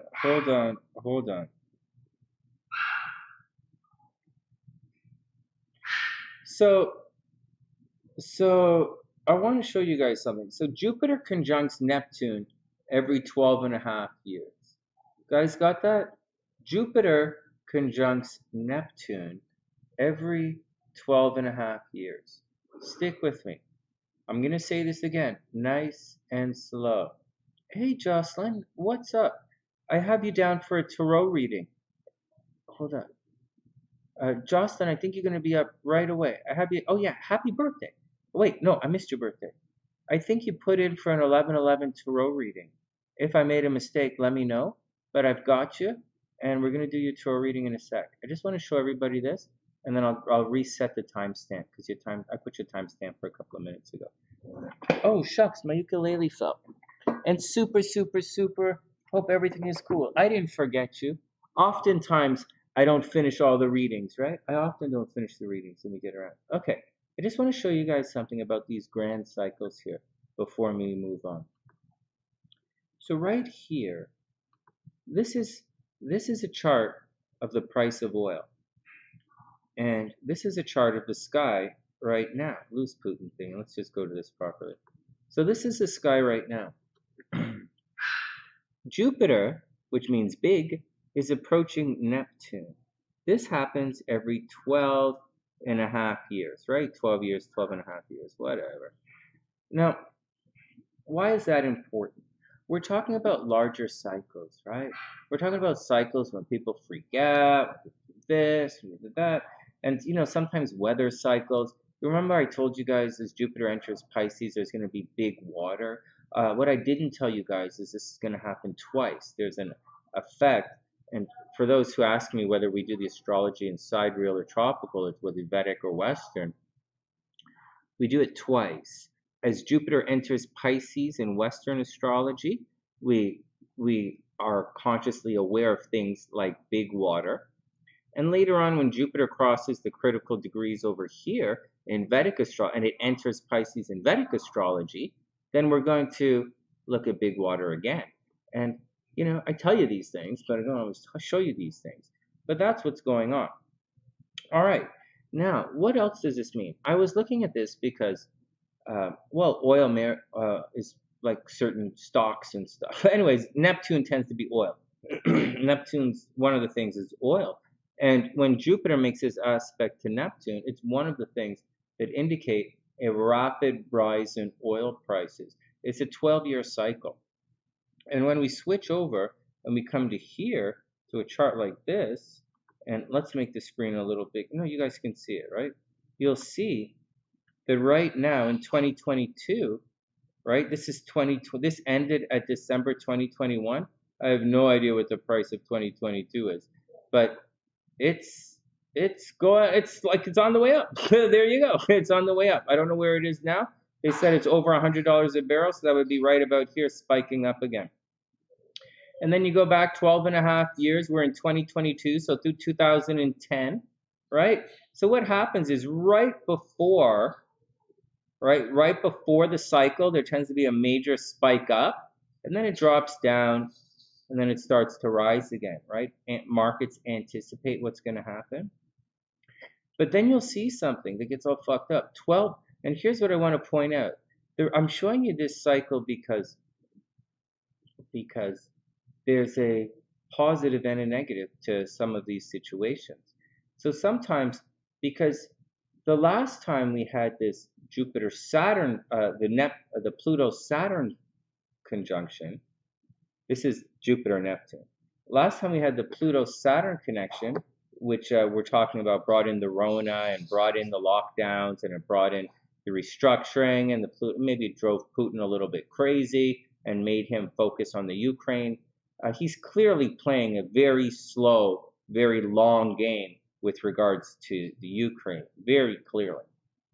So, so keep in mind, at one time, they built the Berlin Wall.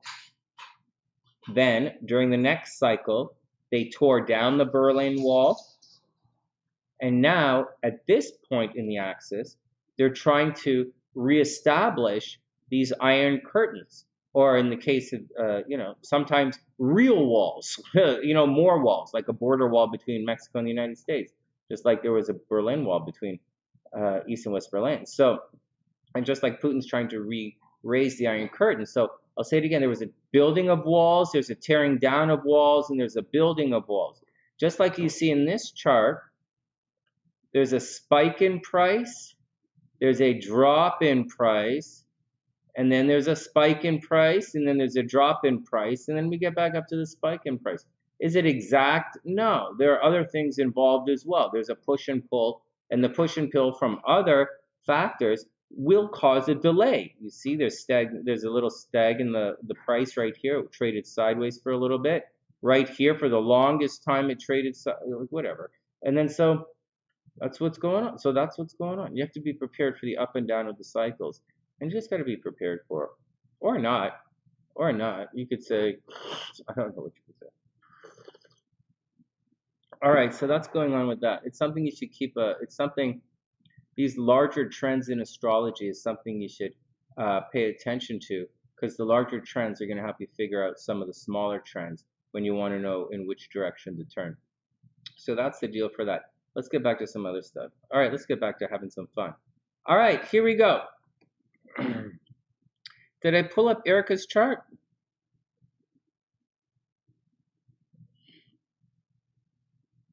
All right, here we go, here we go, here we go. So that's the 2 cents on that. All right, here we go.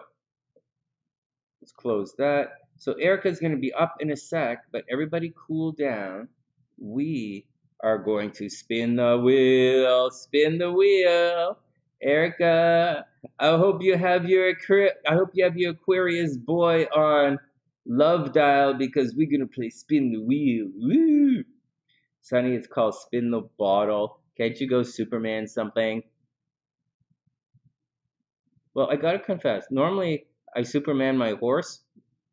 I know that's a little weird, but lately, because it's so cold outside, I tend to Superman the wall a lot more. I know, it's really weird, but you can't sit there at the gym and just start watching basketball on TV, you know what I mean? So, no, we don't know what you mean, Sonny. All right, we better leave it at that. Okay, so here's the list, guys. If you don't see your name on the list, then that's too bad. Not too bad. We'll do it tomorrow.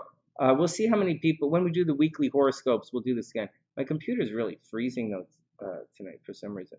All right, here we go. So we have tarot reading. Well, here we go. There's a delay. Should we do the spin right now? Let's do the spin right now. Let's do the raffle right now. Tick, tick, tick, tick, tick, tick, tick, tick, tick, tick. This audio capture doesn't seem to be working. And so, all right, here we go. Here we go. We're going to spin and add these guys to the list. So let's do it. Everybody ready? I guess without fanfare, there's not much fanfare to be had. We've got this already. We've already done this. Or should we do it tomorrow? We'll see. We'll see. Let's start with ErickaH. Let's start with our mini reading. Let's start with our reading, and then we'll get down to the TheSunnySide. Oh shit, this is the, holy smokes. We don't even have a thing here. Hold on a sec. Let's go back to,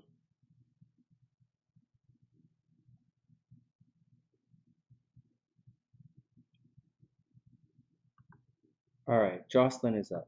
All right, Jocelyn, you are up. I apologize for the delay. I'm having one of those nights. I went on and on. I made a shitty video. What can you do? What can you do? I didn't expect that question about the Americas and the, like, it's such an unrelated, like, I told SLC about, K1 didn't ask that question. You know, they're reading me. I saw that question before. Oh my God. It's just, whatever. Whatever. Gabrielle, it's free. Oh, Gabrielle, it's free. Here, let me add you to the list. Don't move. Gabrielle, don't move. Don't delete anything. I need to spell your name. G-A-B-R-I-E-L-L-E.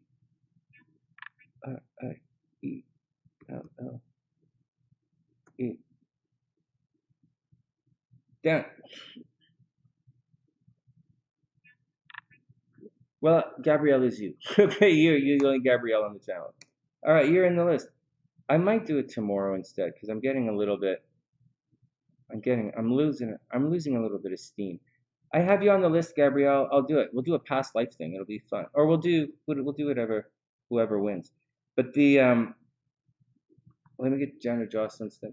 I'm running out of steam. I wanted to talk.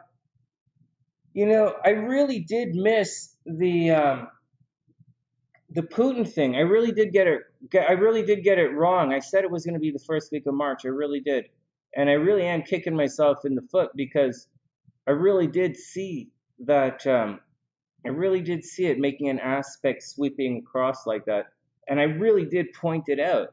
And I really did dismiss it, which is really fucked up. I really did fuck it. I really did get it wrong. I saw it and I got it wrong. You have to, as an astrologer, I was really let my personal bias get involved. I saw it but I went right past it. I actually immediately went to the Saturn. You guys followed my predictions. I immediately went to the Saturn-Mars conjunction, and then I backed it up to the Pluto conjunction, and then I backed it up when I was double checking. I went over those other things we talked about today, and I just glossed over it. I really did. I saw it and I glossed over. I shouldn't have done that. I should have really caught that. But it's okay. It happened in there are a couple other things, prediction-wise, that I glossed over some obvious stuff. I should have got it, and I missed it a little bit. It's all right. It's all right. What are you guys talking about? Hey, Nero, what's up, playa? I hope you're having a super, super, super, super amazing day. Yeah, Gabrielle, no big deal. Add you to the list. Yeah. And Rosolia, I remember you. I know the name The Nero Show as well. I don't know I don't know where I know it from. I don't know if I know it from Twitter or if I know it from comments, but I know you. I know you. All right, I know my SunnySide.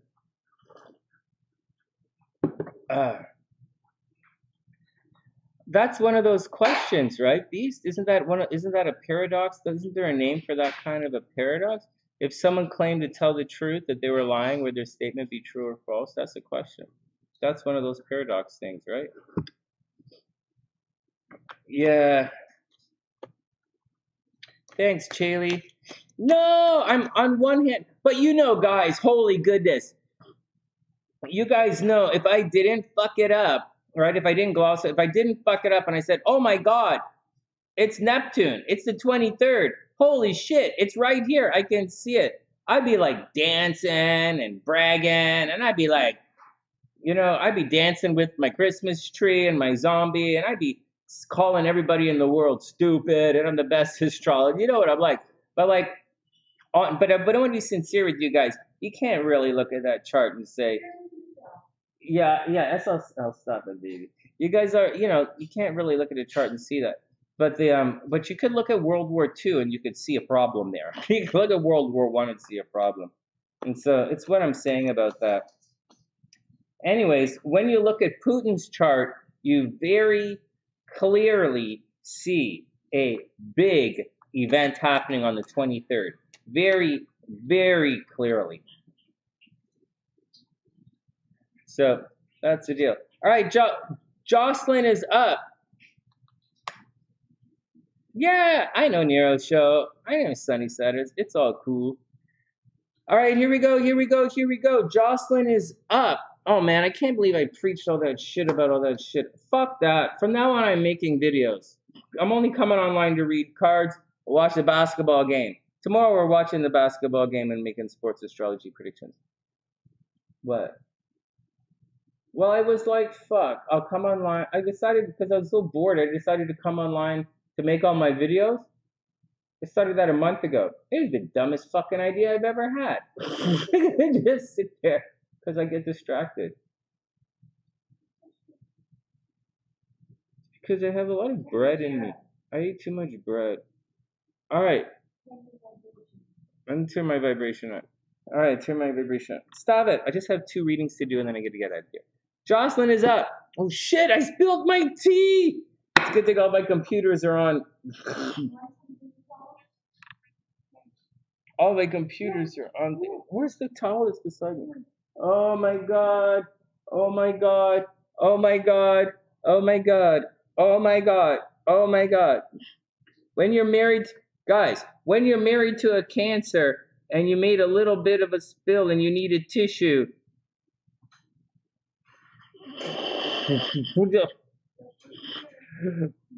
When you're married to a Cancer and you're like, oh no, I'm a little bit upset. Oh, I have a boo-boo.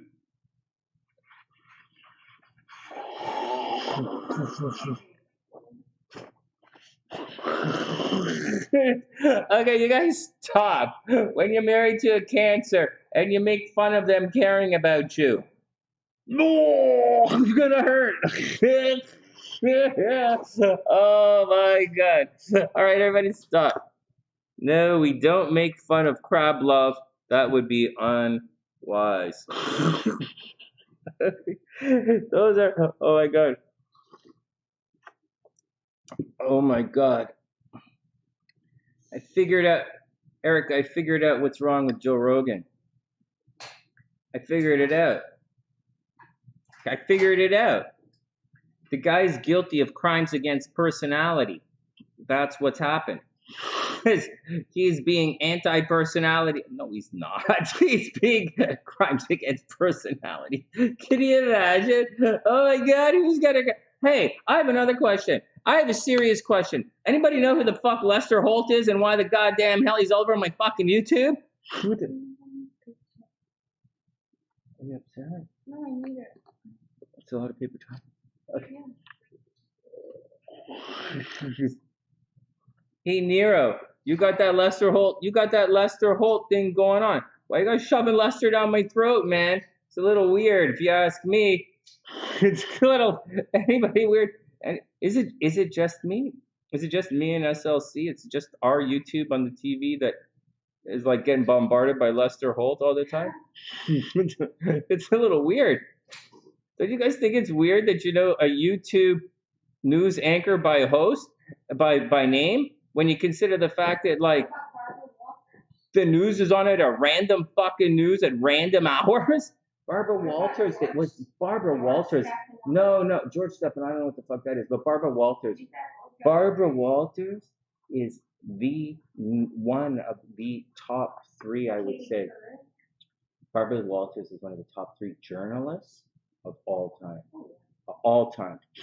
Right? You could put her into a war zone, she would come out pregnant with twins. And so, I mean, she would come out. I think she would. I didn't mean she would come out pregnant with twins. I meant she would get that interview, however it took. But I think you guys knew what I meant.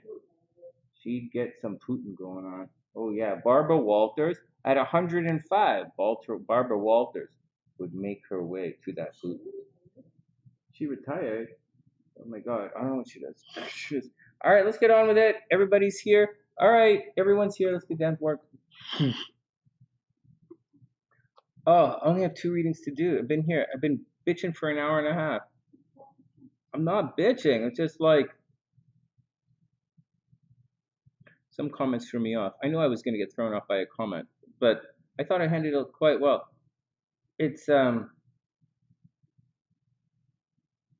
there's some things in astrology you should, this whatever. Let's move on. Okay, here we go. Okay, Jocelyn's up. Jocelyn.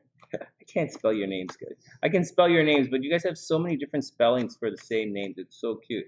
Jocelyn. Jocelyn. La la la la la la. Jocelyn. What? Whatever, man. It's all spelling. Okay, here we go. Let's do this. Then we're gonna chill out some past life action for Erica. Then we're gonna move on. Here we go. Jocelyn. Jocelyn is up. Ace of Cups reversed. Oh, that sucks. Sometimes people are like, hey, the glass is half empty, the glass is half full, and other people are like, I'm just kind of pull this right here, make sure we get it. Ace of Cups. Some people are the glass are half empty, some people are the glass are all full, some people are, why are you using that? The glass is cracked and you're gonna get a bad idea.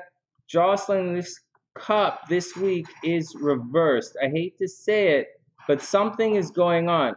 Love is coming your way. Like, why else is there? It's not that love is coming your way. Forget about love is coming your way. This card means you're closed off right now to the idea of love. But it's not just closed off to the idea of love. You could be closed off to the idea of your own happiness right now. I know it's a weird thing to say, but sometimes we don't know. And Ace of Cups is generally very lucky, very in tune with your own happiness. Something is coming your way. However, it's reversed. So something is blocking your very personal happiness and ability to, like, boom, like have that spark of love that you really need. That's what's going on. Oh, you love that song. It's really cute. All right, then. Holy crap, the Ace of Wands. Oh my goodness, look at this. Right side up, upside down, right side up. Look at this.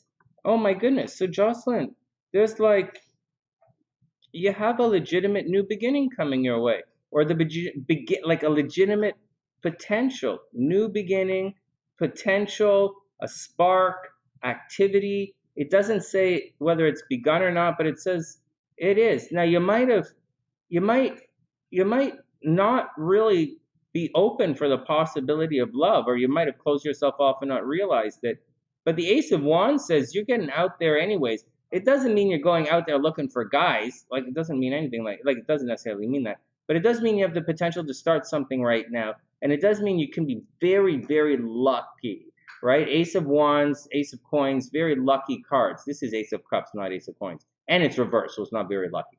But Ace of Wands, very lucky. Ace of Coins, very lucky. Maybe buy a lottery ticket. Maybe take a chance. Get out there, try something new. Very youthful, very creative energy. Then we have the Page of Swords. Maybe I don't know if you're taking a class or anything right now. Like Page of Swords, Ace of Wands, maybe you're taking a class. You're having all of, whether you realize it or not, you're having all of the elements covered right now. So I would guess you are going through some new event right now. You have the cups reversed. Maybe you're being forced to do something, or you're doing it against your will, or you're waiting for someone, or the cards don't say you're waiting for someone. The cards say you're closed off a little emotionally. It doesn't say why you're closed off emotionally, but it's saying you're closed off emotionally. Maybe, you went through an emotional situation recently. Maybe you went through a breakup or a job loss recently, or you moved, or someone left you. But or you're just confused about something. But nevertheless, a little shut off emotionally. But you are lucky right now, and maybe you did meet someone new, and there's a new communication situation here. A learning curve. You have to figure something out. Page of Swords. Page of Swords. Yeah, you have to figure it out. Whatever's going on, Jocelyn, you have to figure it out right now. It doesn't mean something is being hidden from you, and it doesn't mean you're under any illusion. It just means there's a bit of learning curve. There's a lot of innocence in your conversations, right? Innocence and play in your conversation. Holy shit! You have them all! And then Page of Coins reversed. Look at this. I knew this was going to happen. 1, 2, 3, 4. So you have all of the elements. You have all of the elements. Look at this. Page of Coins. 4 cards, 4 elements. And this is the Page of Coins in its reverse. So money is a bit of a hold. Money is a little bit of a hold up. Or you're not learning your physical lessons, or you want to do the same thing over and over again, or you're not learning your financial lessons, or money's a little bit problematic right now, or your car could be problematic, or the problem with your computer. But it looks as if you're emotionally cut off right now, probably because money is a little bit holding you back right now, or you're waiting for financial lessons to go through, and it's a little bit problematic. You surprisingly have all of the elements represented, and you surprisingly have all learning and potential cards here. So Jocelyn, I'm guessing you're going through a transition right now. You're leaving one thing, ready to go on with something else, but money might be a little bit of a problem, and you're not sure if you're emotionally ready to do it. According to these cards, though, you should absolutely, Ace of Wands, absolutely take a chance, and Page of Swords, talk to new people and see what's going on. Talk to new people and work it out. And that's what's going on, Jocelyn. Interesting reading. Holy goodness. That was seriously that was interesting reading. I really hope everything works out for you. All right, next. That was pretty cool. All right, we got Jocelyn here. Jolene's a good song, too. All right, next. Let's look at ErickaH's chart.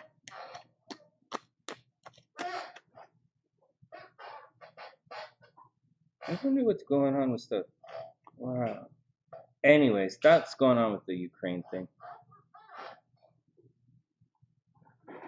I'll do the horoscopes tomorrow, guys. And yeah, nothing wrong with talking about the American Revolution with regards to the thing over in the Ukraine, but I don't know that that's the right thing to look at. I don't know that that would be the first thing that I would look at. I would probably look at some other things first. Okay, next. Where's ErickaH's chart? I got you right here.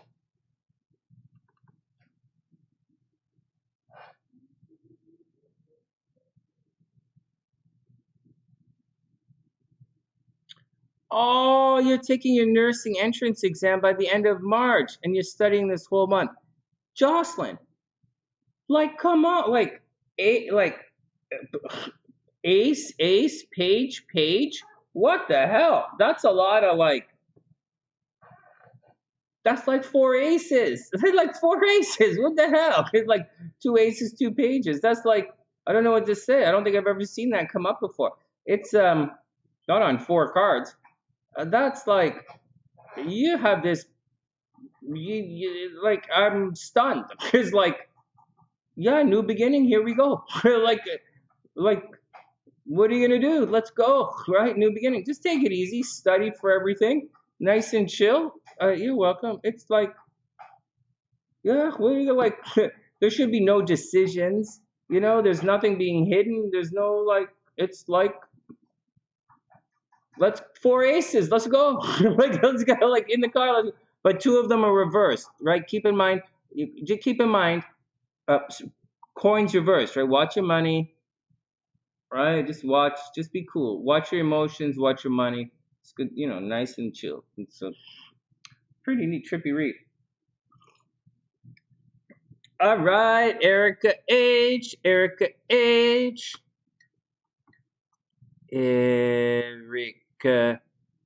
ErickaH. If that is your real initial. Okay, stop it, Sonny. Hey, Ericka, let's check it out. Let me go let's put the timestamps in. Oh my god. I don't know about that horse, but I'm pretty sure someone Superman the fuck out of that washroom wall. That was pretty gross. Wanted to know why I went whiz out in the alley. That's pretty. I think that's pretty straight ahead. All right, next.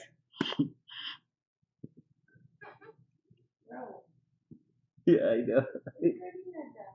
No, I didn't write it down. Should I write it down? I'm turning my stopwatch on. I was thinking to sit and spend like the next hour and a half doing Ericka's chart. I didn't text myself that joke. Oh my god. I heard about Superman and your horse, which is a little fucking weird. I can imagine starting off on like a sheep or like a plastic doll. But if you would just want to jump in and Superman your horse, that's by all means. Well, you would need the right shoes, that's for sure. And like a big dick. that might help. Like a really big one. Like the size of a horse. If you're gonna do. I didn't bring it up. Ericka's the one making me visualize this. All I'm trying to do is I'm just trying to make it work for everybody. Why am I gross? Because I'm trying to make it, I'm just trying to help somebody Superman their horse. I think it's better if they try and Superman a little rubber doll. That's probably the way to go to start off. Maybe when they want a Superman like, first, my son doesn't watch anything I do. He doesn't even know I exist, and that's fine with me. The other thing, you could Superman Batman. That'd be a hell of a cosplay movie. Oh, cosplay's in the house. I apologize. Superman Robin. Oh my god, Ericka's speaking code. ErickaH horse. Uh-oh, someone just got really dirty. So, pardon me?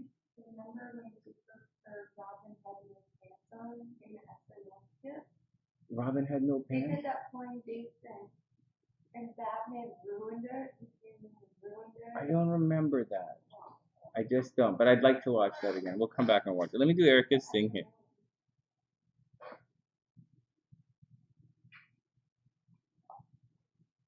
Oh, Jalen. I got it. It's nothing wrong with Jalen. It's a great name. I get fucked up with the spelling, which makes the spelling is normal, but my eyes get fucked up looking at it. But here we go. So did you say your eyes get fucked up looking at my name? Yeah, but I didn't mean it like that. I meant it like my eyes get a little fucked up reading your name. But like I understand how to pronounce it. Yeah, maybe you should. It's not your fault. I know it's your mom's fault. Wait, your mom is there, right? Okay, hold on. Let me.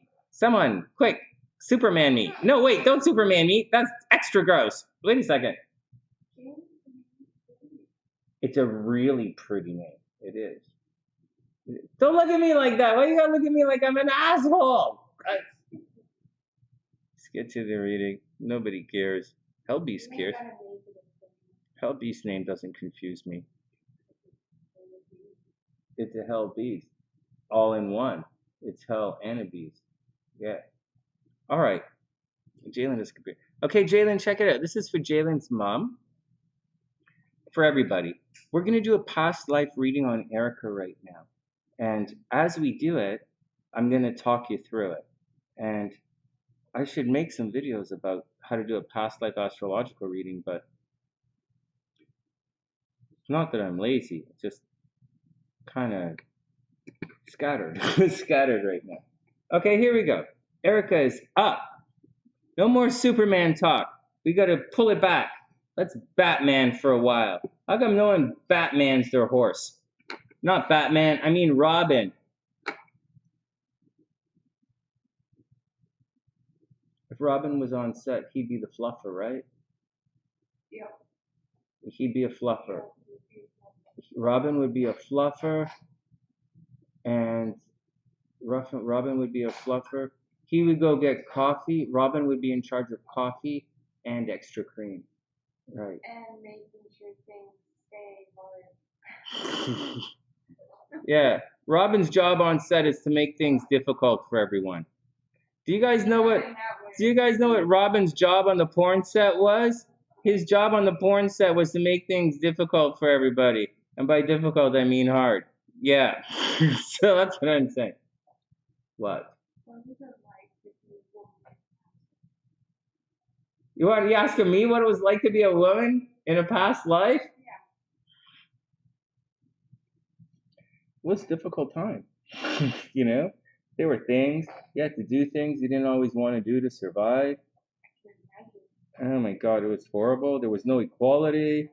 I had to do things. People called me names. I was treated like an animal. Oh my God. Everybody was looking at me all the time. Oh, it was really weird and awkward. Holy jeez. But it was good. It was good. It was good. I found these people in the woods and they taught me all these spells. We made great friends.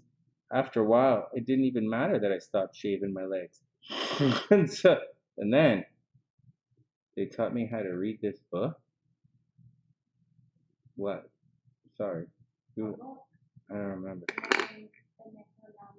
There's no Necronomicon. Why does everyone want to fuck dead people? What is wrong with you guys? Holy fuck, let them lie down.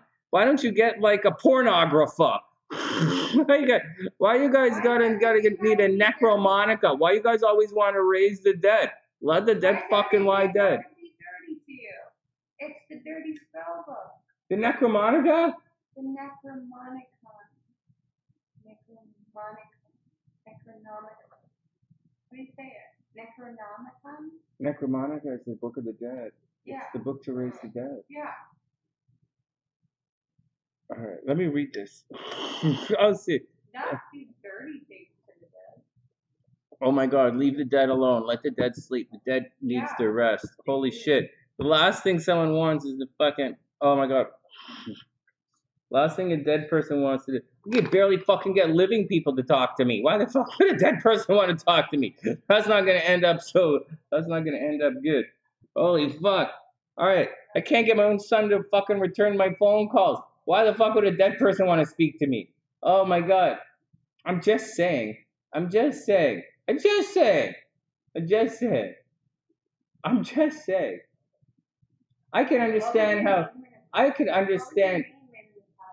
understand why Whoopi Goldberg lied about speaking to Demi Moore so that she could get Patrick Swayze to go craft up against her. But I can't see, like, that's what she did.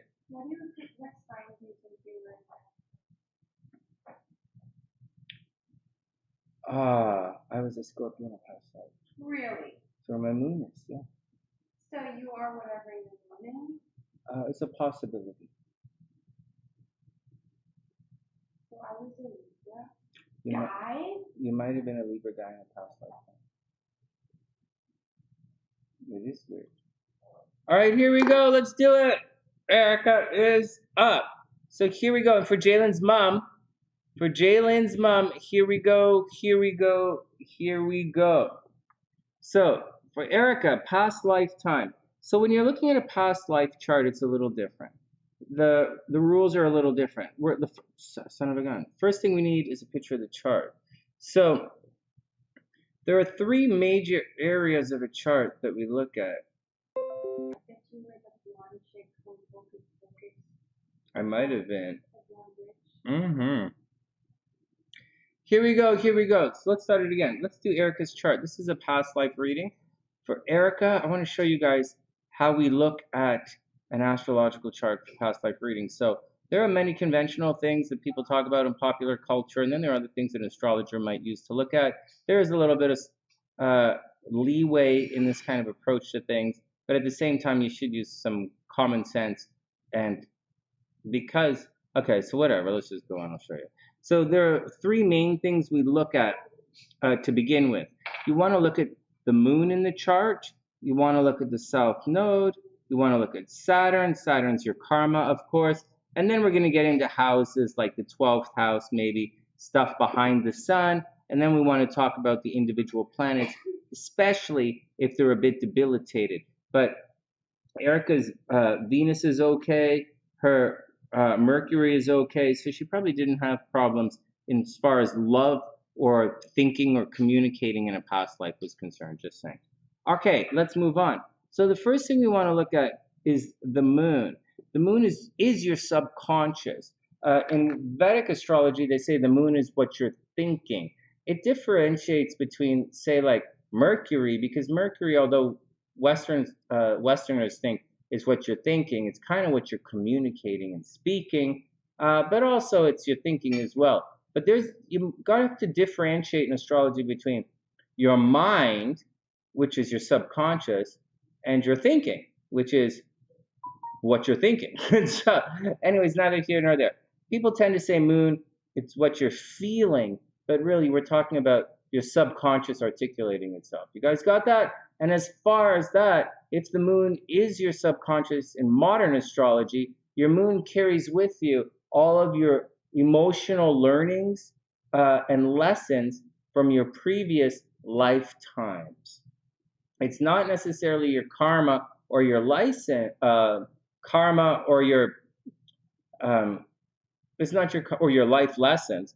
It's what you were in a previous. It's like who you were in a previous lifetime. It's like looking at your sun in a modern horoscope. The moon is kind of like looking at your sun in a past life horoscope. So in this case, Ericka's moon's in the 8th house, right? So there's something about her in a previous lifetime which had a very, very close association with death and with endings. And it's in Leo, so maybe she was a bit of a drama queen. It also has to do with death by fire and possibly death by water, because it's the moon in the 8th house, and the moon is always oscillating on, off, back and forth.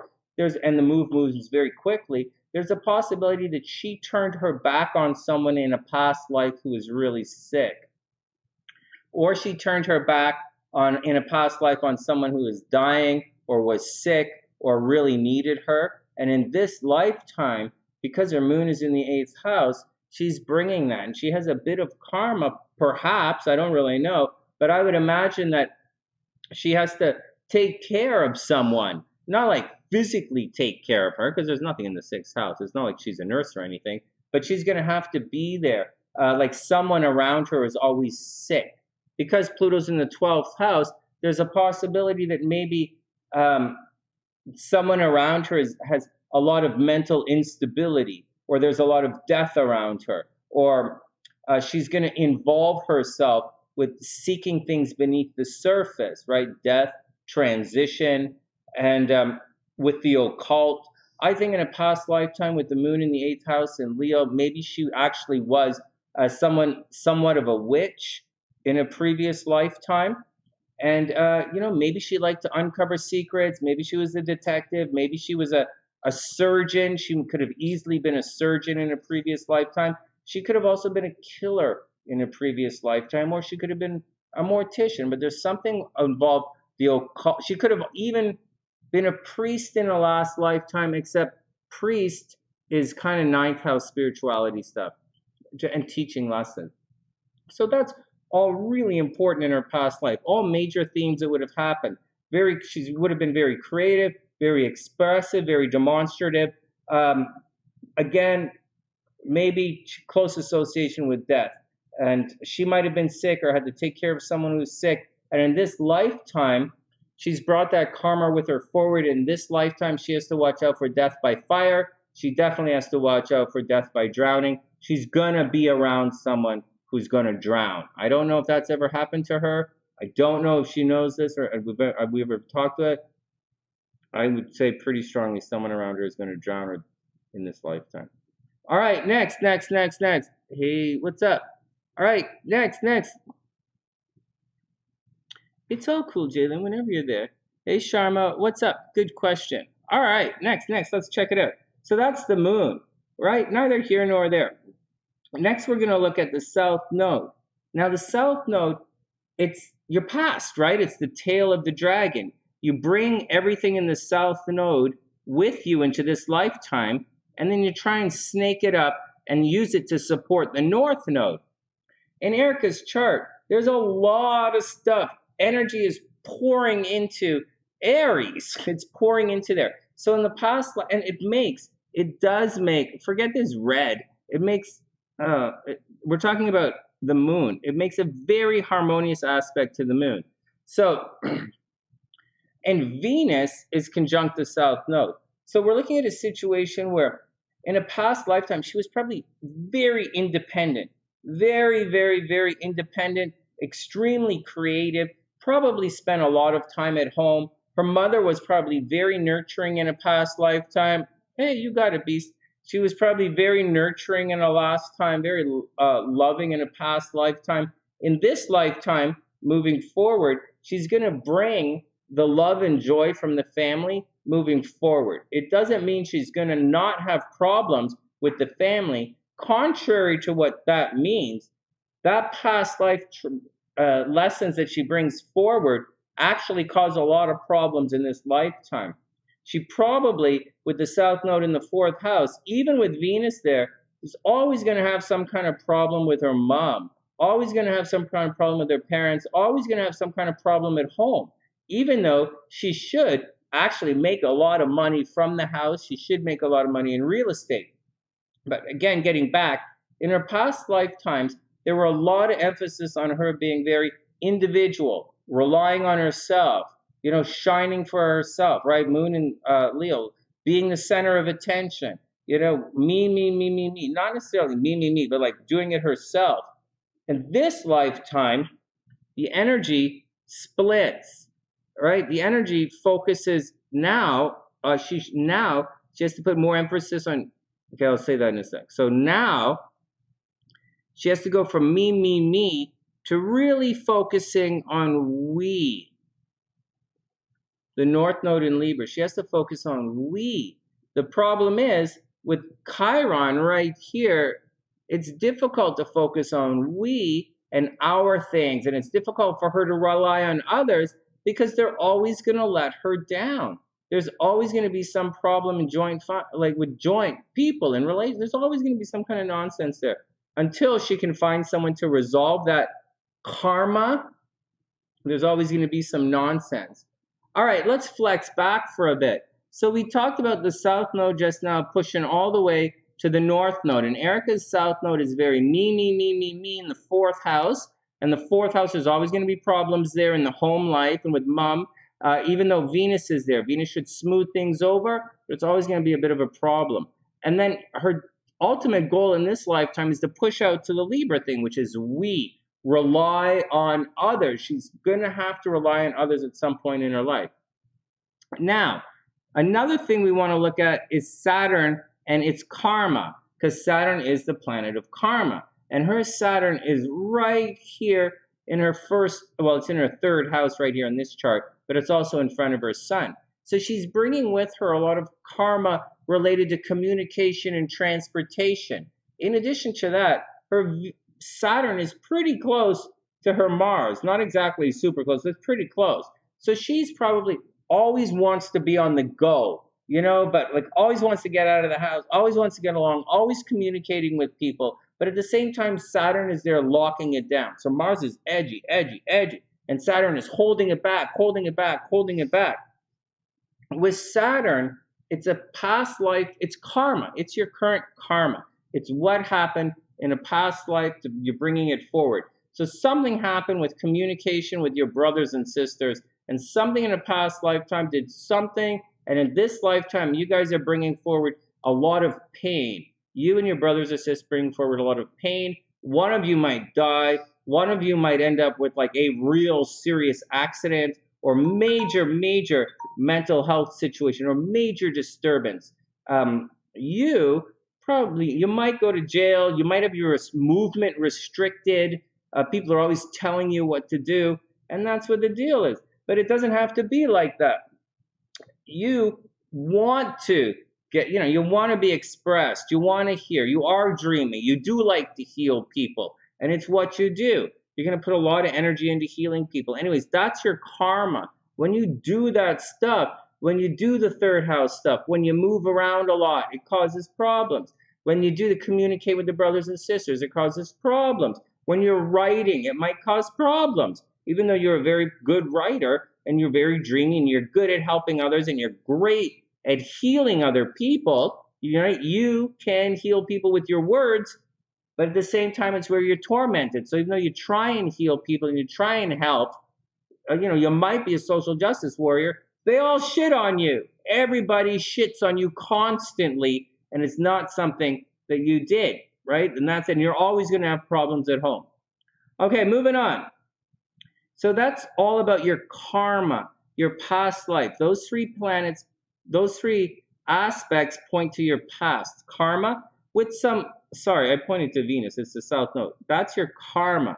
Then we want to look at your dharma, where you're going in life. And we already looked at the north node. And now let's take a moment and look at the sun on where you're going. The sun is in Pisces, so you're coming from the moon. You're coming from, in a past life, being very dramatic, being very playful, being very probing, maybe being a witch, maybe being associated with death, the occult, maybe healing, maybe research, taking care of other people. You're bringing all of that from the past, and in this lifetime, you're supposed to have more faith. Right? So the moon is the past and the sun is moving forward. It's where your dharma is, where you're supposed to be successful this lifetime.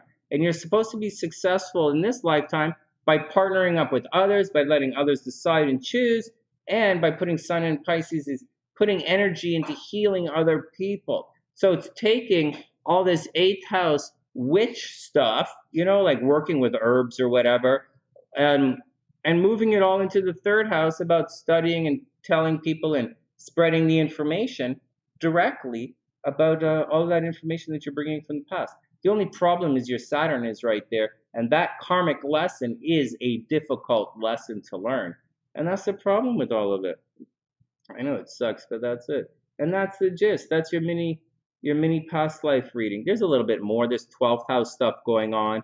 There's this stuff going on a little bit. We could talk a little bit more about Mars conjunct the sun, how you put your energy. Maybe in the last lifetime, you obviously put a lot of energy in the last lifetime towards taking care of yourself. And now this lifetime should be more dedicated to healing other people. And that's pretty much what it says. I wish you the best. I think you're pretty good at your current lifetime. That's what you're going to do. All right, now if you want to know if you were a guy or a girl in a previous lifetime, I will tell you right now. So that is girl, guy,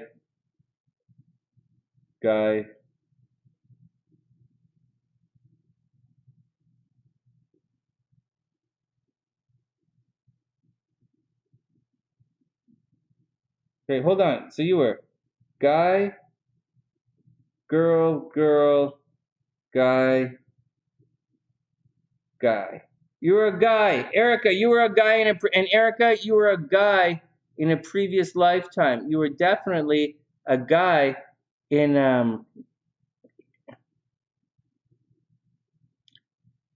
you apply past life to a progressed chart? That's a good question. That's a good question. That's a good question. What you're going to do in the future. That's a good question. That's a good question. I have to look that up. All right, next.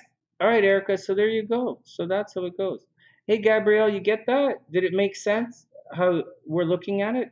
So the past life indicators are first the moon, right, is karma, right? Past life karma is the moon. Past life karma, south node. Past life karma, Saturn, big one, right? And then moving forward, dharma is the north node, and dharma is the sun. It's where you're moving forward in life.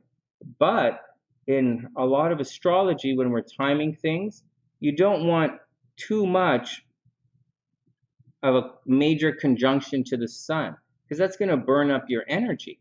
So you can say in a previous lifetime, or in this lifetime moving forward, because Mars is so close to the sun, in the last lifetime, Ericka might have avoided responsibility in the last lifetime, and in this lifetime, she has to put a lot of energy into representing herself, or taking care of herself, or push herself forward, right? Because Mars is definitely pushing the sun. But keep in mind that the North Node is in Libra. Her ultimate destiny is to do this energy to make it up over there, to heal, to make it to the North Node. And that's kind of what she has to do. And so it's not easy. With your Mars right up against your sun, there's a tendency to be me, me, me, me, me, me, me. But you don't have to be me, me, me, me, me. Me, me, me, me, me is actually more of a first house thing, I'm thinking. But like with this, just push yourself first and you'll get there. Ericka's gonna be okay. All right, next. Oh, you're welcome. All right. Ericka's good. This is fun. It was Noodles, man. Noodles. Oh, we gotta leave this for the horse. I gotta leave this for the horoscopes. Hold on.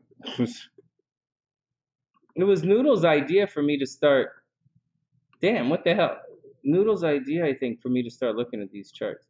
All right, Beast.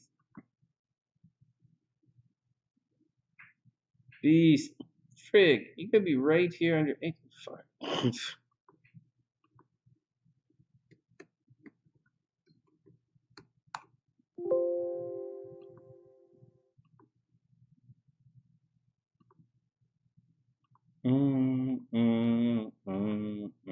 Hey, you're right there. Oh.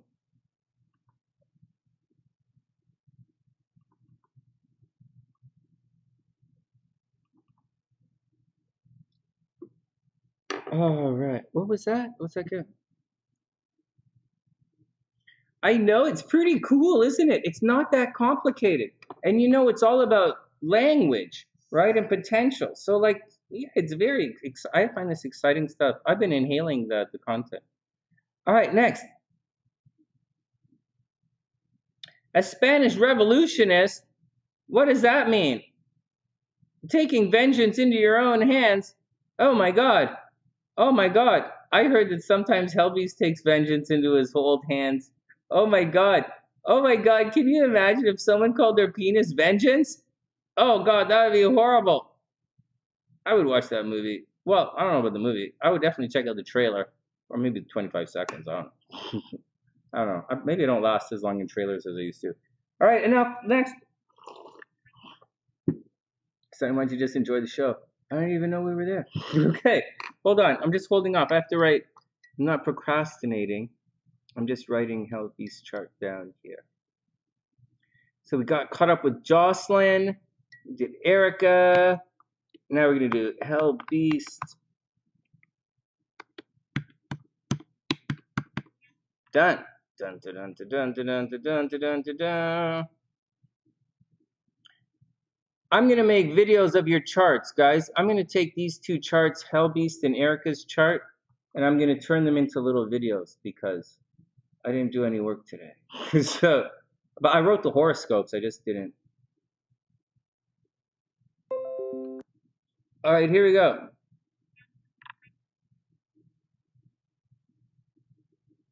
Here we go. Here we go. Here we go. Here we go. Here we go. Here we go. Yeah, this was Noodles' idea because I try not to do, like, my audience gets confused. Not to say anything, but my audience clearly gets confused with what's going on and what I do, and so I try and keep it simple. All right, HBeast is up. Timestamps in the time description box, and I'm going to turn this one and ErickaH's into a little video. All right, here we go. All right, guys, Beast is up. So when we're looking at a past life chart, once again, when we're looking at a past life chart, you want to cruise in and begin with the moon. And so we're going to look for things of karma first, and then we're going to look at your dharma. So the karma is kind of the past and the things you went through. in your previous life, and your dharma is the good stuff you're kind of headed for in the future, right? Your karma past, dharma future. Now, karma is the first. And so karma, we're looking at the moon. The first thing you look for in a past life reading, believe it or not, is the moon. It's because the moon represents your subconscious. It's all the mothering. I forget about the mothering. It can represent how your mother was in a past life, but it's not really what you should be looking at. It's looking at it. The moon represents your subconscious. It's the teachings, it's the lessons, it's who you were in a previous lifetime. I'm going to say that. The moon is your internal state. I know people like to say it's your feelings, but it's really your internal mind, and that's the moon. And so it is who you were in a past lifetime and what you're bringing forward with you. That's very similar to the way we look at the sun in this lifetime. So the moon is like the sun in a previous lifetime. Yes, we'll get to the south node. Yes, we'll get to Saturn. But this is where we're going to begin. And this gentleman, HBeast moon, just happens to be in the first house in, of all things, Pisces. So the moon's okay. The moon in Pisces is okay, whatever. In the first house, the moon in the first house, this means that in the previous lifetime, this was someone who was preoccupied with their looks, someone who was preoccupied with their identity. In a previous lifetime, this person might have been really preoccupied with their identity and who they are. They might have wanted to be the center of attention. You know, they might have wanted to be famous, or they wanted to be important. Now, because in the past lifetime, as they bring it into this lifetime, you know, that is ego energy that feeds into the first house of identity. And in this lifetime, they want to make full use of their appearance. Well, and for whatever that means. Now, the moon is always changing. So in the past, and throughout this person's history and string of lives, they've always been oscillating or changing their appearance. They could possibly have a chameleon kind of attitude depending on the environments that they're going into and what they want to accomplish in that environment. Meaning, if they want to create shock value in that environment, they will appear shocking. If they want cohesion in that environment, they will appear more with a more accepting, easily to accept outer appearance. Once again, they can have a bit of a chameleon in their way they look. Moon in the first house, people, these guys in a past life, once again, use their looks to their advantage. They were highly seductive in a past lifetime, and in this lifetime, it's carrying forward where there's an over-reliance on their looks. They can make money on their looks. They have a lot of influence with the opposite. They have a lot of sexual influence based upon their looks, and it fluctuates, and they can make a lot of money on their looks as it moves forward. So once again, these people have a history of relying on their looks. Now, it's a two-edged sword, because in this particular chart, we also have Saturn here, and this is karma as well. Remember, we're looking at karma right now in the past life. Saturn is retrograde, and it's in the first house, once again, of appearance and looks. So Saturn, again, Saturn is 100%, is the planet of karma. The moon is your subconscious, and it's who you were in a previous lifetime. And in this, and Saturn's the planet of karma and your past life lessons moving forward. And he's bringing in lessons about his appearance and how his appearance can get him into trouble. And he's damned if he does, damned if he doesn't in terms of his appearance. How he may be a little, because it's Saturn, he might, because it's Saturn, really restrict things about his appearance. Like he might starve himself at times, or he might come across as excessively disciplined, or excessively restrictive, excessively focused, or excessively self-centered, so to speak, excessively self-disciplined, self-centered, because all this and he might not actually be like that, although in this particular case he is, but he might not always be like that, but this is what he looks like and how he appears. And so, and again, it is lessons that he brought forward with him in his past life. And he has to learn a couple of things. One, for the moon, not to rely so much on his appearance or, whatever, the rapport factor or the shock factor of his appearance. And for Saturn, not to let how he looks cause him to be discouraged or tormented or to not get along with other people. You have to allow how he looks and where he comes from and everything about his past and his appearance, what he brings forward, to not be an overly influence his his ability to get things done. The next thing we want to look at is the South Node. Now again, we're looking all at karma. Hey Noodles, what's up? Hey, the chameleon. It's good. All right. So as far as karma is concerned, or the past life energy, there's a lot of past life energy in the second house. Again, this is a chart that has a lot of me energy in the second house. So this means that this person, HBeast, and remember, it's all on this side of the chart, in this quadrant of the chart. This is the me. This is how I look, my money. This is me. So in the last lifetime, he was obviously self-centered, like obviously in the me in his last lifetime. Now, we didn't look at the Dharma yet and where he's headed, but in the previous lifetime, he was completely self-centered. Now, there might have been a healing component to everything because the moon is in Pisces. Maybe he was a doctor, maybe he's a healer, maybe he was a witch, maybe he took care of others, maybe he was a musician in a previous lifetime. All of the above. It's all in Pisces. Artsy, fartsy, romantic. Maybe he was a seductive gigolo in a previous lifetime.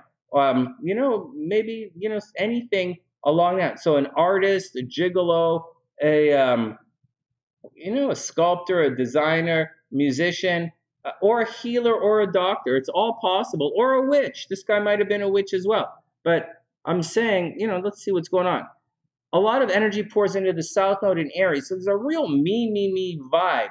I'll do it. I'll take care of it. It's me. I'll get it done. And it's the second house of finances. Now, so in the previous life, he was probably responsible for himself, making his own money, doing his own thing, taking care of himself. There's way too much energy of that. And it gets him into trouble, but he's got to do it anyways. And in this lifetime, there's always going to be a problem with his money. Maybe the boss doesn't, this is a lesson that he brings into this lifetime. This is karma. You're going to always have this until your karma's done, and you still have it. So there's always going to be problems with your money this lifetime, whether the boss doesn't want to pay you for the hours you put in, or the client doesn't want to pay you, or they want to do it for free, or you lose your money, or you pay extra, or someone steals your wallet, or there's some kind of weird identity theft. Saturn in the first house. Someone tries to steal your identity. If Saturn in the first house, someone's trying to steal your identity, watch out for it. In a previous lifetime, you might have gone around as a mime or a chameleon trying to steal other people's identity or impersonating other people. And in this lifetime, it's kind of catching up with you. Anyways, the deal is for this lifetime to move everything over here and have a greater reliance on other people. Now we're going to move into your Dharma, what you should aim for in this lifetime. And your Dharma is the sun, obviously, I guess. You guys know it's obvious. And then the North Node. Now, neither of these are easy because the sun burns things up in your chart. So wherever the sun is in your chart, it is going to cause problems. Wherever the North Node is in your chart, it's going to cause problems. You have the potential for great success where your sun and your North Node are, but again, there's possible for it to just implode upon itself. And in this chart, it's saying your Dharma, where you want to go in this lifetime, where you want to be successful, is to absolutely team up with others. And you should make a lot of money investing your money in other people, or paying for other people, or having other people pay for you, or shared resources. There's a possibility that instead of faith and your stuff, taking care of other people's stuff, investigating things for other people, doing some research for other people. You know, in this lifetime, there's a major association with death. In the previous lifetime, is over here, right? It's very fresh. It's very innocent, fresh, innocent. It's a spark. It's getting out there. It's exciting. And in this lifetime, it's more like towards the death side of things, right? It's the 8th house. Instead of your person, you know, you need to get out there and explore it. So in this lifetime, you should put far less emphasis on your appearance and far more emphasis on uncovering the secrets and shining as part of a collective. And I think that's what the problem, and I don't think there's a problem or anything. I'm just saying that's what your chart says is the karmic lesson moving into your dharma. You have an overly strong past life reliance on me, and your appearance when you should really be pushing it out this way towards we, and how you could succeed as a group. And that's the deal, play it. That's the deal, Beast. That's your past life reading. I hope everything is super cool. Yeah, you can be stubborn about your identity. It's a tough one. You're an Aquarius rising. Aquarius risings. You're a Scorpio, Aquarius rising. That's a stubborn guy. It's okay, man. It's also a guy who's highly intuitive and knows what he's doing. So it's okay to be stubborn if you know what you're doing. And so it's all right. Anyways, that's your past life reading, man. That's what it looks like, guys. So that's what a past life reading looks like. If there was more time, you know, we talk about your past love life, you know, your lessons from love that you're bringing into in this lifetime. There's a strong possibility that like HBeast has, he falls in love. Like in the past, he probably fell in love. Like he has a soulmate or a twin flame from a different culture, or from, you know, someone who's very, you know, probing, a little bit bony looking. They may have black hair. They a little bit skinny, or they might be large, whatever. But they're definitely a different culture from a different part of the world. And he has past life karma with this stuff, and he wants to move over. You're going to meet this person, and you're going to see how things go together with him. Oh, and if you were a boy or a girl in a past lifetime, you were a da-na-na-na, let's see. I have to use my fingers to do the math. Girl. Boy. Girl. Boy. Girl. Boy. Girl. Beast, you were a girl in a previous lifetime. Good kill. You were a girl. You were a girl in a previous lifetime, Beast. Good luck. Good luck. That's okay. Me too, man. It's okay. All right, next.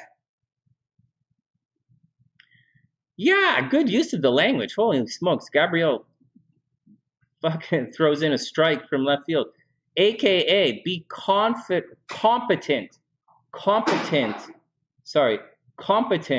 not overly confident. It's all about the language, you know? It's all about the language. Just like that thing about Putin. If I was asked to pick a date where you could invade with the least amount of bloodshed and the highest chance of success astrologically, I would have chose yesterday. So I would have. But if you ask me to see when everything's going to go fucking mental bananas, I think it's next week. So there we go. So, you know, it's all about the words. All right, next. Noodles is up. Noodles. Call me Raymen, Sonny. What? Come on, call me Raymen. Everybody loves Raymen. What? Yeah, Raymen Noodles. Okay. Okay. No. What? Come on, Sonny. Yeah. All right, Noodles, you're up. Sonny, I told you to call me Raymen. Fuck, shut up. Why is this joke? You guys ever have a stupid joke run commentary in your head? Call me Raymen. Hey, sexy. Hey, sexy, check it out. Noodles, right? You know Noodles? Next time Noodles introduces herself, she say, "Hi, my name's Noodles. Please call me Raymen." Yeah, I see. SLC laughed. Yeah. Now it's stop fucking scratching my legs. My pants are expensive. I don't get to wear nice clothes anymore because I don't know if it's because I'm becoming American or because it's a dog. But I wear fucking track clothes all fucking day, and I've never done this in my entire goddamn fucking life. I've never. If anybody knows me, they know I wear dress clothes to work. I rarely wear jeans. And now all I do is wear jeans when I go outside and fucking track clothes at home. Sweatsuits, holy fuck. My son, I'm turning it. I'm good to fucking. Oh god, I'm supersizing my fucking gut. This is crazy. I love you, though, Sparkle. My little Spark, come here. Oh, my baby Spark. Just want to remind you guys, it only takes one spark to start a fire. Yeah, one little spark to start a fire, and it only takes one heartbeat to change the world. It's all you need. One heartbeat to change the world, and one spark to start a fire, and you only need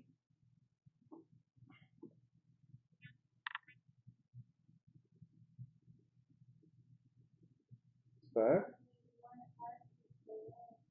You only need one heartbeat to love. You only need one testicle to Superman. Shut up, Sonny. I don't know how many testicles you need to repopulate the Earth,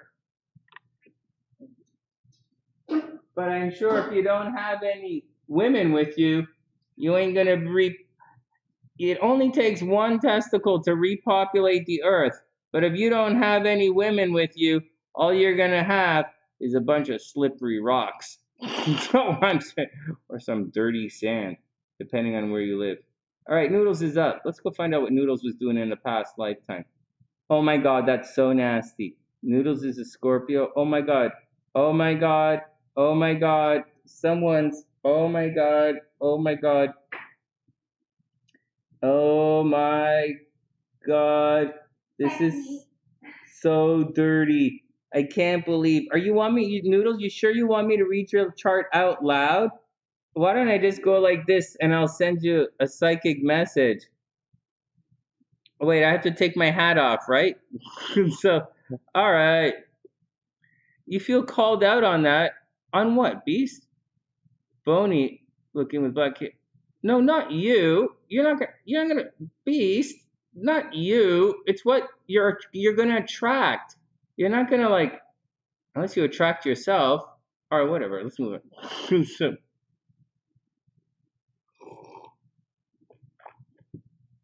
all right. Oh no, Noodles. Let's put Noodles chart up here. Noodles in the timestamp. Because Jay-Z said, hold on. I want to see your comment. That's the funny comment. Okay, Beast, ErickaH, and Noodles.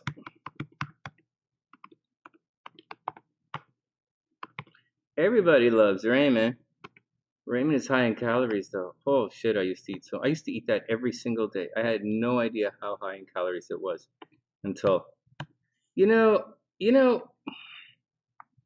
I'm really Casey, not Jay-Z. Oh, Jay-Z! I didn't see it. Oh my God, that's funny.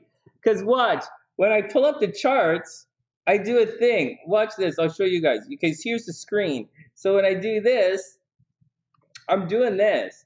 I'm typing. Oh shucks! What the hell? I'm doing this. I'm typing in the timestamps. Right? I'm going in the timestamps in here, and as such, I can't see. I can only see a little bit, and you can see over. It's like said Jay-Z said it. I'm like, what? Then it's all cool. Casey said it's because I'm eating too much bread, right? Yeah, but you know what? What am I gonna say? But my mom sent me the bread, man. And we don't have a lot of money these days, so we're gonna eat my bread. So I gotta eat the bread. It's like, and I really like it, and my mom's really sick, so like I'm gonna eat it while I have. I'm not gonna get my mom's bread forever, and we eat it like we eat it at Christmas and New Year's. It's very normal for my family to bake bread over Christmas and for the New Year's, and to eat bread, homemade bread with chicken is a common thing.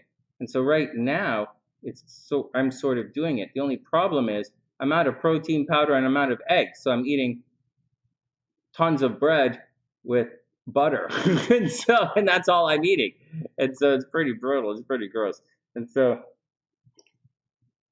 anyways, that's the deal. Noodles, am I effing with you? What did I say? We're on a delay here. What did I say? We're on a delay. And what did I say? All right, let's get back. Let's get back to it. Let's get back. Let's get back to Noodles' chart. Let me refresh this. Hey, you guys, ErickaH, HBeast, and Noodles, if you guys don't mind, I'm gonna make little videos out of your charts readings today, and I'm gonna make them as individual videos, and I'm gonna call them Past Life Astrology stuff. I'm gonna start seeing if we can start making some money from this as we go along. Hey, K1, you're still here. Hey, K1, thanks for the question. That was a really good question. I super apologize if I got a little irregular with it, or like I was angry, or I said it was stupid or anything. Like it's not a stupid, like it's a legitimate, honest to God question, and I'm a legitimately honest to God guy to ask about it. And I saw your question. I saw people talking about it earlier, so it's important that we talk about that stuff on the sunny side, and I'll explain it to you. I'll explain where they're coming from and where they're going. And if you ever see stuff in anyone else asks weird questions, ask me, and I'll tell you what they're talking about. And I'll tell you if it's a little bit screwy or not. There was another guy recently. We're gonna lose Putin's chart here, but look at this. There was another guy recently who was going on about if someone's shy, then you're gonna see it showing up with negative things in the second and ninth house. And what he was talking about, I think he was talking about your D3 chart, and I think he was talking about your D9 chart. But I don't think this guy had any. I don't think he knows it. Like I don't think he knows that. I think he thinks. Or he read somewhere that the second is the 12 from the 3, and as such, there's some. So I'm just saying. And when you guys see that stuff, by all means, bring that to me, and I'll clear it up for you. And that stuff about the American Revolution, I very much know about it, and long-term Sunnysiders know about it, because we really did talk about it for an extended period of time here on the channel. So much so that I went looking for other birth dates for the United States, and we talked about different birth dates for the United States. So it's like we talk about that stuff we talk about here on the sunny side, but we tend to talk about things before they happen, and if I had picked yesterday instead of next week, we probably wouldn't be talking about Russia invading the Ukraine ever again. We probably would have got it. We would just brag about it and move on. And so, because that's what it was. You guys needed. I'm the one you asked for clarity. And I appreciate that you asked me that question. I just saying I appreciate that you asked it. Sonia, what's up? We're doing some past life stuff. Here we go. No, Geminis are Aries. Yeah, Geminis are Aries. Oh my God. I'll say one more thing before I get on to Noodles' past life chart here. So, guys, I've been doing the Jalen, the zucchini bread. Ooh, that's a good idea. Okay, there's that thing I used to make jokes about Aries. You know how I make jokes about Libra being loose in the zipper and all that stuff? I'm just teasing Libra, and I'm teasing it because Libra can take it. And like I wouldn't say that to Cancer. They get upset, right? So I don't say that stuff to Cancer. I think Cancer is a little sweaty in the eyeballs and they wear sweaters. But like it's okay. And so and Sagittarius could take it being loose in the zipper. They'll give it back to me. But anyways, having said all of that, there's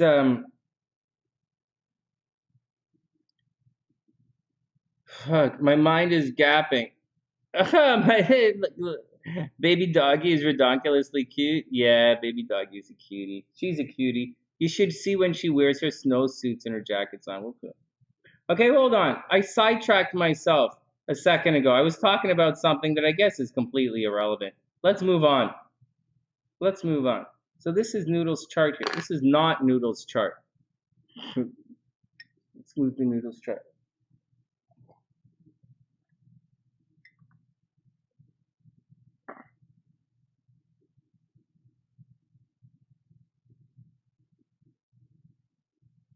Oh shit, where the hell is Noodles' chart?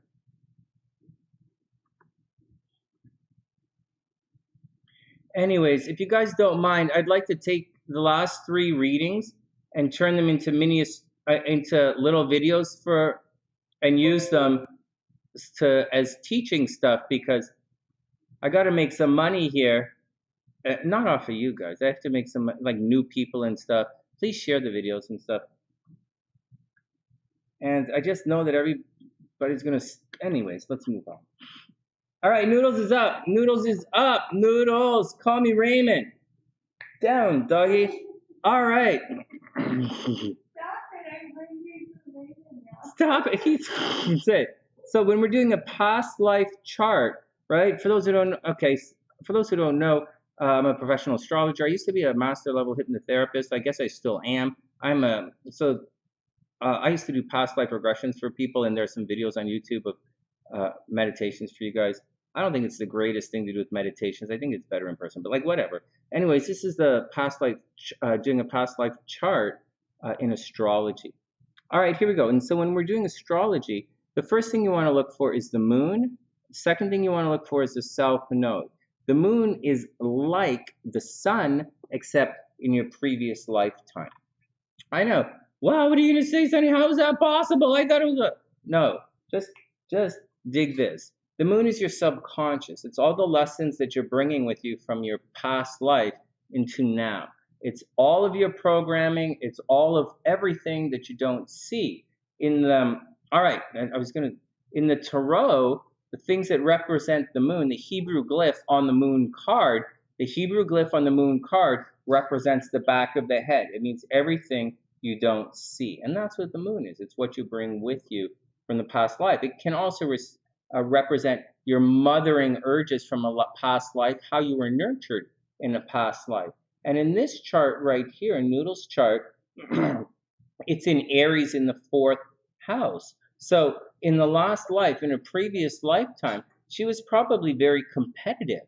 And she might have been very competitive at home. She might have been very argumentative. She might have been very impulsive, very argumentative, and very competitive, impulsive, argumentative.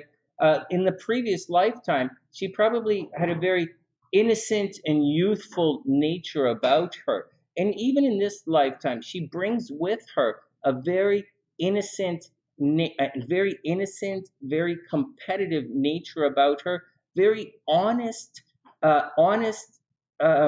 fresh idea, nature, and spirit. I've even been told that people with an Aries moon can have youthful souls. And so it doesn't mean you have a young soul. I said youthful and energetic soul. And as she brings that with her from the last lifetime, it's pushing forward. It's her subconscious. It's her lessons. It's her way in life that she's going to carry with her from this lifetime into, believe it or not, the next lifetime. Because, you don't exactly, I don't think you clear your karma right away. Anyways, these are some of the karma spots that we're going into right here at the beginning, and she's going into it right now. All of this is located in the 4th house, and the 4th house is home and mother. So you might have put a lot of energy into mothering people in the last lifetime, or you argued a lot with your mother in the last time, or you were forced to take care of other people in your previous lifetime. In Aries, it's highly probable that you were either in the military, you might have been a police officer, you might have been a guard, you may have been an athlete, you may have been a scientist. Those are all the cliche Aries kind of careers. but there's also a possibility that you're a bit of an entrepreneur, you're a bit of a self-starter, and you really went out and rushed and did your thing. There was more to it. Because it's in the fourth house, there was probably a very strong reliance on the home in your last life. So much so that maybe you were a farmer in your last life. Really, like seriously, it's the fourth house. What would you think? You were either a farmer or a baby machine. It's one or the other. But there was a big emphasis on that. Now, all of that stuff you're bringing from the past into this lifetime and moving forward, it's also your South Node. And South Node is a lot of lessons from the past. And wherever it was is a lot of energy and it causes problems, especially moving forward. And so you will always have problems at home. You'll always have problems with your mother. So you might have problems with your mother in this lifetime. You might have problems at home in this lifetime. And even if it seems settled, it's always going to be problematic. And you're always going to be flowing back to the home. It should be really good, but for whatever reason, it's not. Maybe your mother had a mental illness in a past lifetime and you spent all your time trying to take care of your mother, or maybe someone in a past lifetime put a lot of pressure on you to stay home and take care of the home and maybe guard the home or some kind of situation like that. And it's causing problems in this lifetime. And you were very independent about it. South Node in Aries, very much you, taking care. You had to do everything in a past life. And in this lifetime, you're pushing it out here to your Dharma, and your Dharma, your North Node in the Sun. So instead of doing everything yourself, instead of doing everything at home, instead of staying at home, worrying about the family, worrying about your parents, worrying about what's going on, worrying about the name, worrying about the farm, worrying about the garden, worrying about the paint, worrying about the mortgages, this bullshit at home that you're doing, you have to get out there in the world and put faith. You're going to have to put faith, North Node, your Dharma, your faith, put it into, and it's disconnected, right? I knew I drew a straight line, but it's disconnected. It's a curvy line up there where it's unsupported, but you're supposed to be famous. You're supposed to be popular. You're supposed to work with other people. You're supposed to give over instead of doing it all yourself, instead of relying on yourself, instead of competing with everyone, competing with yourself. You have to let people do it. You're going to have to let people do things for you. And it should come very nice and easy because Venus is there, right? In a previous lifetime, people really wanted to do nice things for you. People really wanted to team up and partner with you. And that really fortunate good thing is being carried forward into this lifetime. So people want to do things with you. They want to help you. You have to give over your personal power and give your control over to other people. Let your people do the work for you.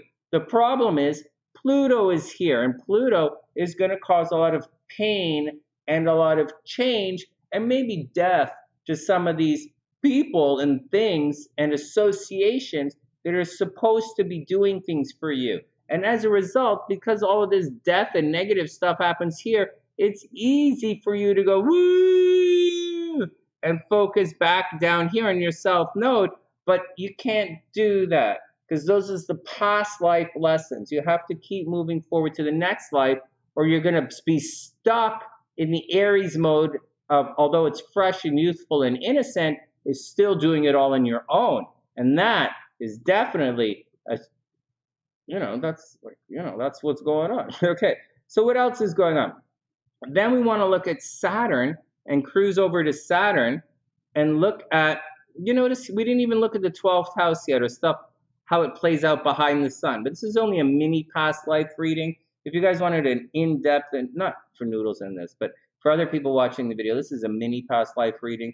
It's a 10-minute reading. If you want an in-depth, and this is done live on the channel, if you want an in-depth not real, but like a really in-depth reading of what's going on, you should get a private reading over Zoom, and I'll tell you everything what's going on. I'll explain it to you.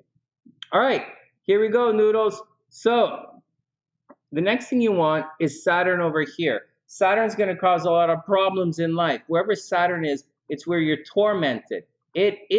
Saturn is your karma.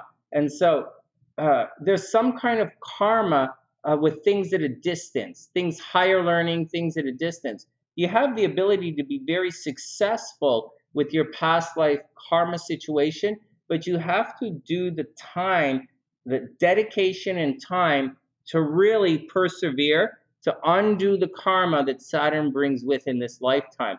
And Saturn is cruising through your higher learning and education part of your chart here in the 9th house. So somewhere along the other lines, you weren't able to maybe finish your education. You weren't able to really travel and experience the mind, probably because you spent all your time at home, right? You spent all your time at home, fighting with the people at home, arguing with all your stuff, and not doing your Saturn, not putting all the hard work into expanding your mind. You probably weren't able to put all your energy into studying, energy into travel, energy into philosophy, energy into seeing what's out there in the world. And as a result, traveling might cause problems. As a result, speaking different languages might be a problem.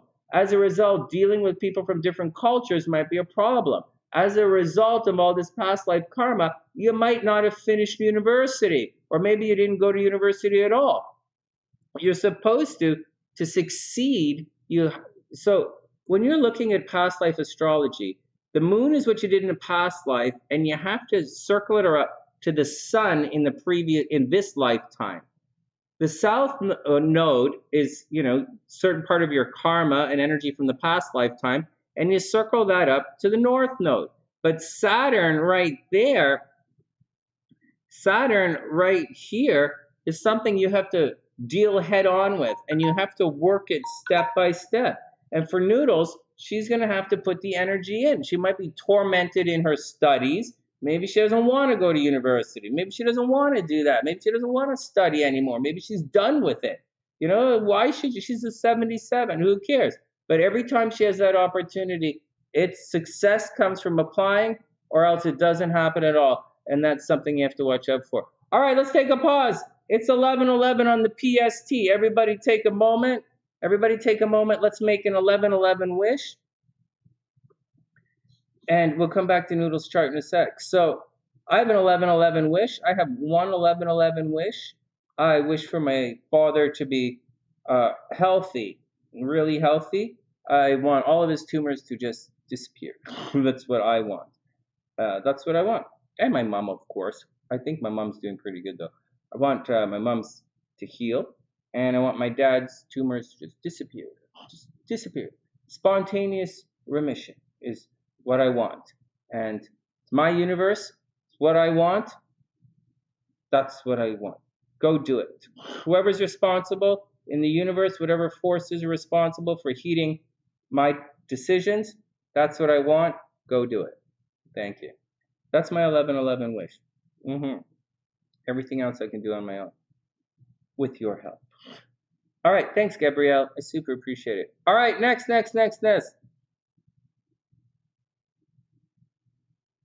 March 2nd, I will, but he's not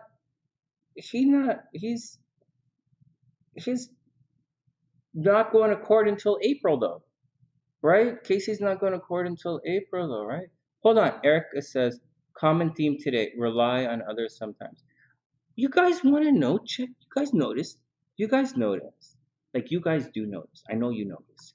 When you guys watching the stuff going on in the background, you see charts that have similarities all the time, right, guys? All the time. Oh man, all the Cancers want their charts read tonight. All right, something's going on. Or like a couple of nights ago, you remember when we were doing Ruby's chart and Casey's here? Suddenly, all the Sagittarians are coming back. And I'm worried about my sister. My sister's sick. I'm worried about her.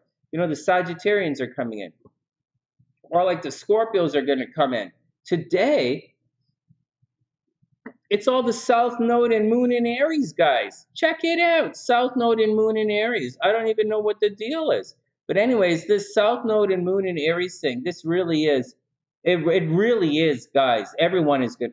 Everything you read is going to tell you that too much emphasis on doing it yourself, not enough emphasis on doing it with other people, not really relying on other people. And that's like they'll all tell you that. All right, so let me finish up Noodles' reading, and then we got to get out of here. So Noodles, that's the deal. Like that's the deal, everybody. Before we, and I'm not going to get into overly, too much stuff. I'm going to try and keep everything tight to 10 minutes because, we're doing it, making a little video for everybody. When we do it live on our channel, we go on and on, right? You're not supposed to. I'm not supposed to. SLC right there gives me the look every time I go like 20 minutes for like a 10-minute reading. But, so that's the deal. So that's the deal with the past life stuff, guys. We first look at the moon. It's your subconscious. It's and then Noodles, and then finally Noodles in a past life, in her last life, was a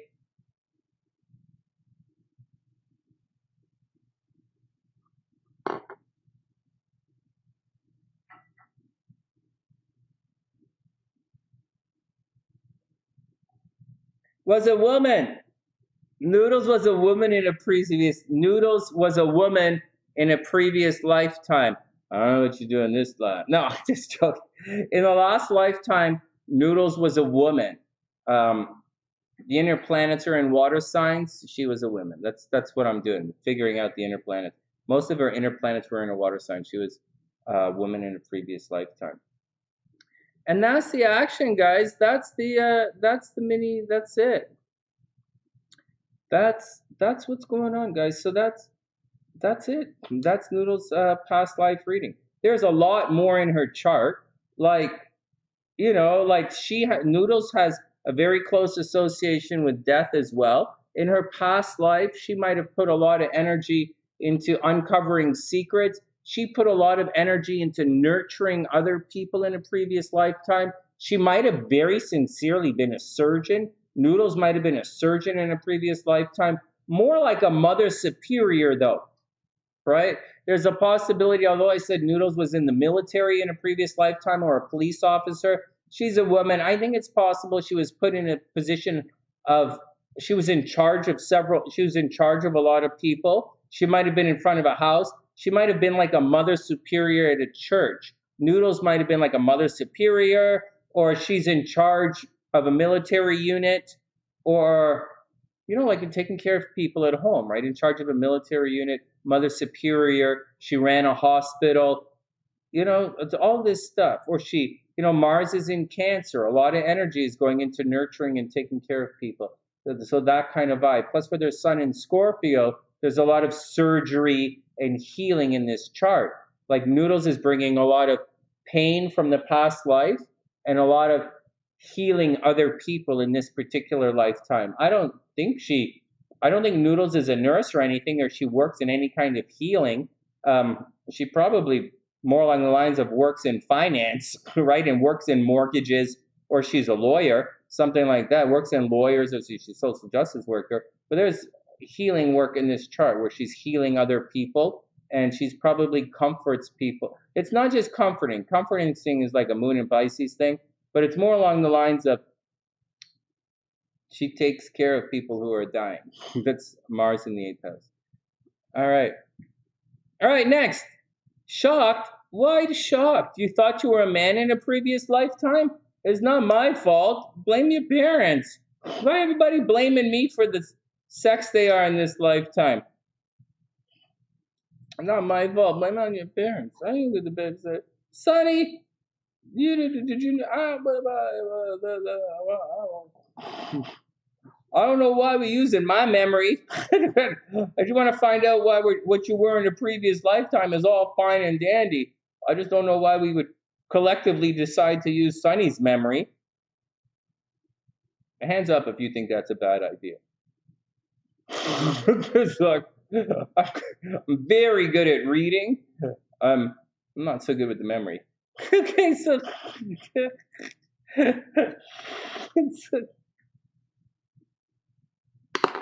oh my god. Is it? Oh, Noodles, no, 135. It's a regular reading. I only have one price for private readings, and you guys can ask whatever you want in the private readings, and you can look at whatever you want, and there's time. There's an hour, and if you want me to look at a couple of different charts, because I just got an email yesterday from one of the SunnySiders setting up a reading with her, and she asked about composite charts. When you get into a composite chart, before you go composite, you should go synastry. How do you guys You might not even like the guy, you know, the guy might not even like you. You might not get together. So you need synastry. And then if it works, do a little composite and say, okay, the relationship's going to be like this. You know, you guys are going to work a lot in the relationship. You know, do you want the moon in the sixth house? All right. Or do you want the moon in the fifth house? You want a lot of romance and play in the relationship. Do you want it in the eighth house? You know, and so, and that's it. Although the composite is a midpoint chart, maybe you don't want to be doing those things in the composite chart. Maybe you want to focus on other things. So I'm just saying. So it takes a, and so you know we're gonna look at both. We're gonna look at both and say, good as this is, you know, without any prejudice, this is what's going to happen in the composite chart. Do you want this in your life? Because you really like, and I'm going to explain something. I know I'm answering a different question, guys. Hold on, I'm answering a different question. So to continue, the private readings are 135 right now. We'll do what you want in them. Not like whatever. You're not going to get 50 different readings in an hour, but like we'll do it. We'll do what you want. But I'm telling you guys something about the composite. You know, just because there's a situation that happens in astrology, you might have wonderful synastry with someone. Your synastry says you're going to have lots of sex. Your synastry says you guys like to have sex with each other. You like talking with each other. You might make money together. You know, there's some good stuff in there. But the composite says the relationship is going to be boring, or you guys are going to be not, or you guys as a couple are going to be doing something else. So you're going to see this and you're going to be like, what the fuck? This guy makes me feel so magical. But then I look in the composite and you're like, but you guys stay at home and you never do anything. And you're like, I really love this guy. I wish we would be this, but we never fucking do anything. And so that's some of the problems and the difference between synastry and composite chart. Or you can be like, you know what, this guy is just a fucking asshole. I hate the way he keeps trying to stick his finger in. Anyways, but like you got that, but then you gotta like, but you know what? You know what? We do really cool things together. We do really cool. I hate this guy to the core, but like we do really cool things together. And I don't really mind that he don't brush his teeth so much. So like those are things. That's difference between the synastry and the composite stuff that's going to show up. And so, anyways, just saying, private readings, if you want the extended past life, it's 135, and we'll sit and we'll talk about all the stuff that's going on in the past. All right, next.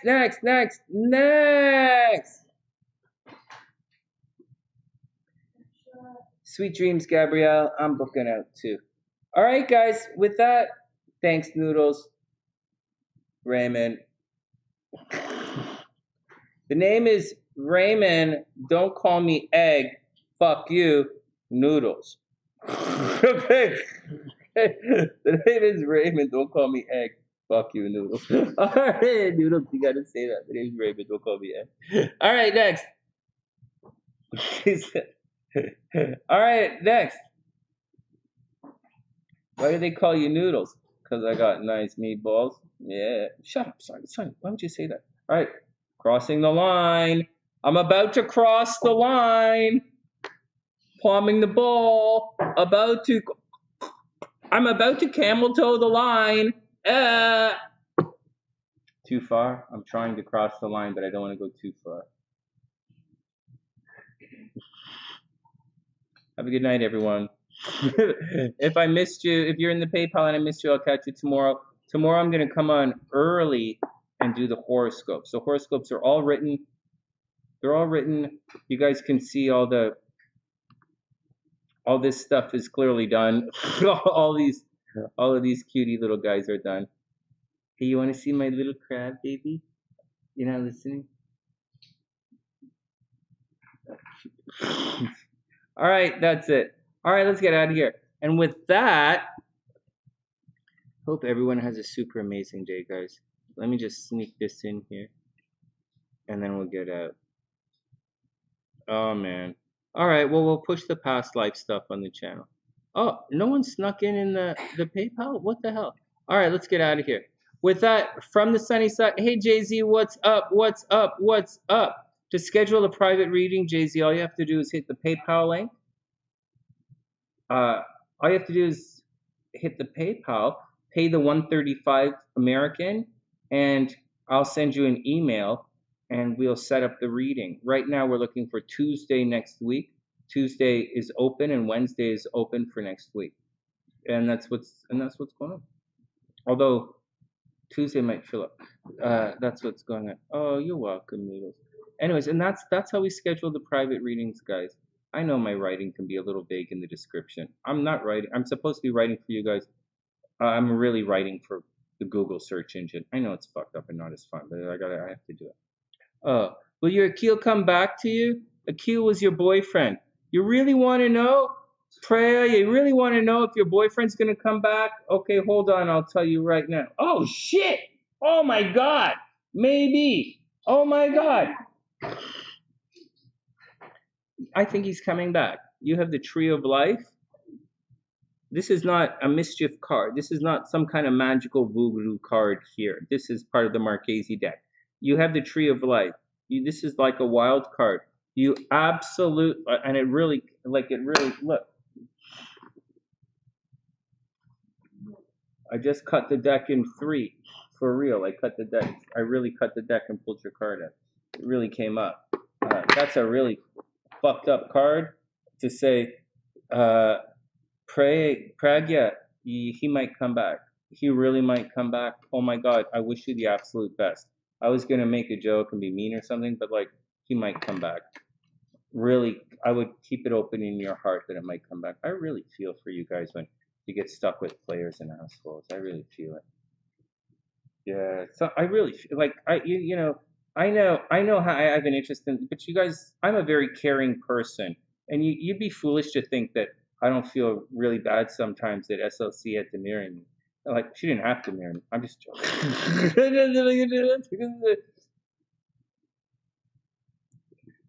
I know she married me for my body. Just say, you guys can see my face is getting a little thick, right?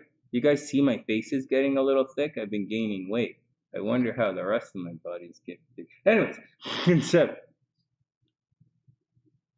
it's really weird. I know SLC married me for my body. It may not seem like it right now because I'm sitting in front of a green screen, but I just can't imagine that she would have married me for my personality. That just seems so weird. And if she did, well, that's a red flag right there.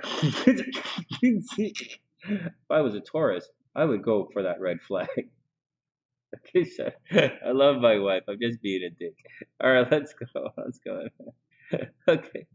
Jay-Z. Oh, no, Jay-Z. So that's how you pay, right? And that's how we set up the mini readings. And not the mini readings, the private readings. And I'll send you your thing on Zoom.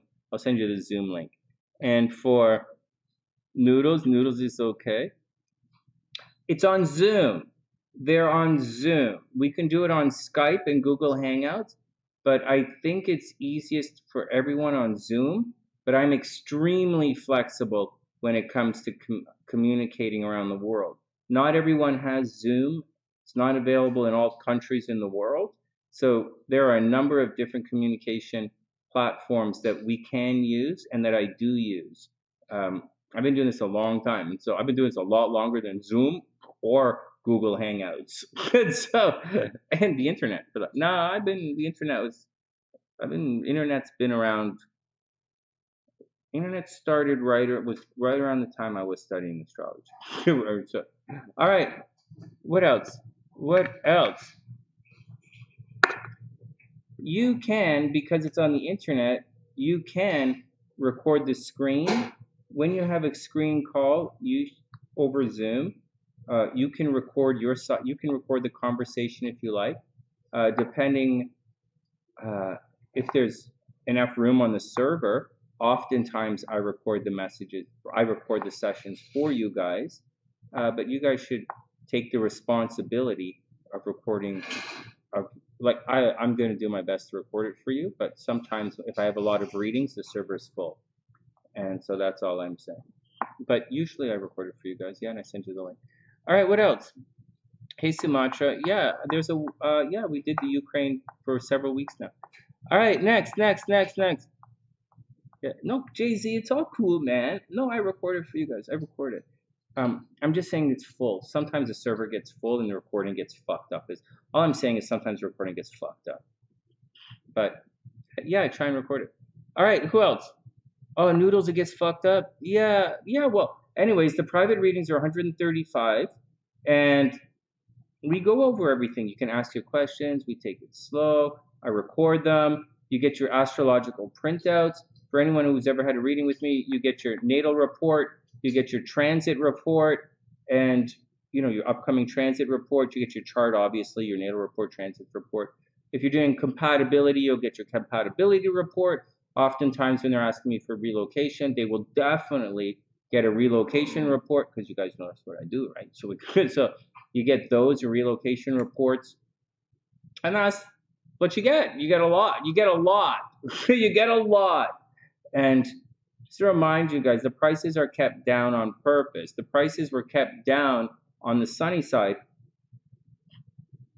because I own the fucking music studio. So so I was able to keep pricing down here. And when I sold the music studio, I lived with my parents for 2 fucking years before I moved to the States. So it's a lot of reasons I was able to keep the prices down for you. But you guys get a lot. But keep in mind, I'm not doing anything now, and this is now my full-time job being an astrologer for you guys. So I really can't do too many discounts for you guys like I used to. But we are doing the draws and free stuff. Just tonight, I kind of rammed out on the blah blah blah stuff. That's the answers, guys. I hope that clears up all the questions. These days we're doing the readings over Zoom, but Google Hangouts, like whatever you want to do it, we can do it on. Just like the bot.io, like there's a lot of stuff you could do it on. Like, I have a bunch of SunnySide clients who are in Dubai, UAE. I guess that's the same place. I don't know, but like there are places where Zoom doesn't work or Google Hangout doesn't work, or we have to do other things. And so, so we do it. So we do, and not really any big deal. But I'm quite flexible. I'm also flexible with the times as well, right? But like to a degree.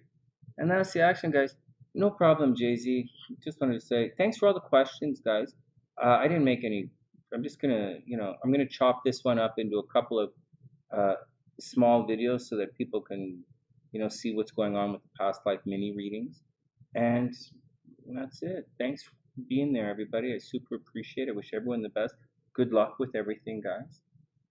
And that's the action. Let's get out of here. And with that, from TheSunnySide.net, I'm Sonny, wishing everyone the best of a beautiful night. And I'll see you guys soon. Horoscopes tomorrow. Horoscopes are already written. Charts are already done. Tomorrow horoscopes first thing. I just wake up, do my thing at the gym, come on over and do the horoscopes. All right, let's get out of it. Yeah, it's already done. It's excited. It's kind of exciting. And you know what, Noodles, because I'm doing, like normally when I do the horoscopes, weekend horoscopes are the moon. No, weekend horoscopes are Venus, right? They're the love horoscope. Sorry. Weekend horoscopes, I always start with the moon. This weekend, the moon will be in, right? Always start with the moon. It's what you want to do. And then we do Venus, where's love for the weekend. It's the whole purpose of the weekend horoscopes. No point in studying, and then for Monday, Monday horoscopes a lot of time focus on Mars and some Venus, where you're going to make your money. Moon hump day is the moon. So, or Mars.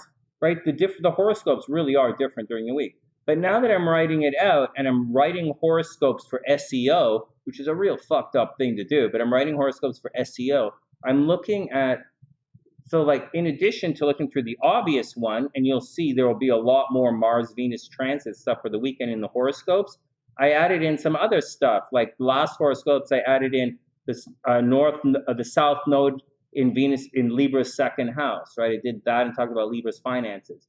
And this one, I'm going to talk about Mars approaching Saturn in certain areas of your chart. Like I talk about that, I think, for Sagittarius, right? Because Sagittarius might go to jail, right? Sagittarius rising might go to jail. They might have car problems. Their movement might be restricted.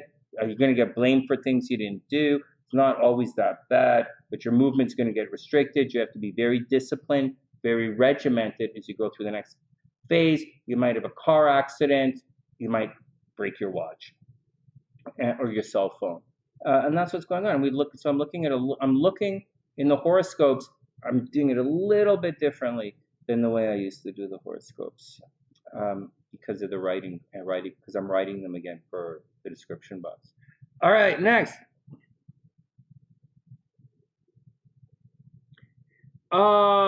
Hey, Jocelyn, have super, super sweet night, Jocelyn. I'm sorry I didn't get to your reading last night, but I got to it, boom, tonight. Everything is cool. I kept you. I knew you were coming in. And Jaylene, everything is going to be okay. I wouldn't worry about it. Don't worry about it. Innocent people have nothing to worry about. So, and that's not true. That's definitely not true.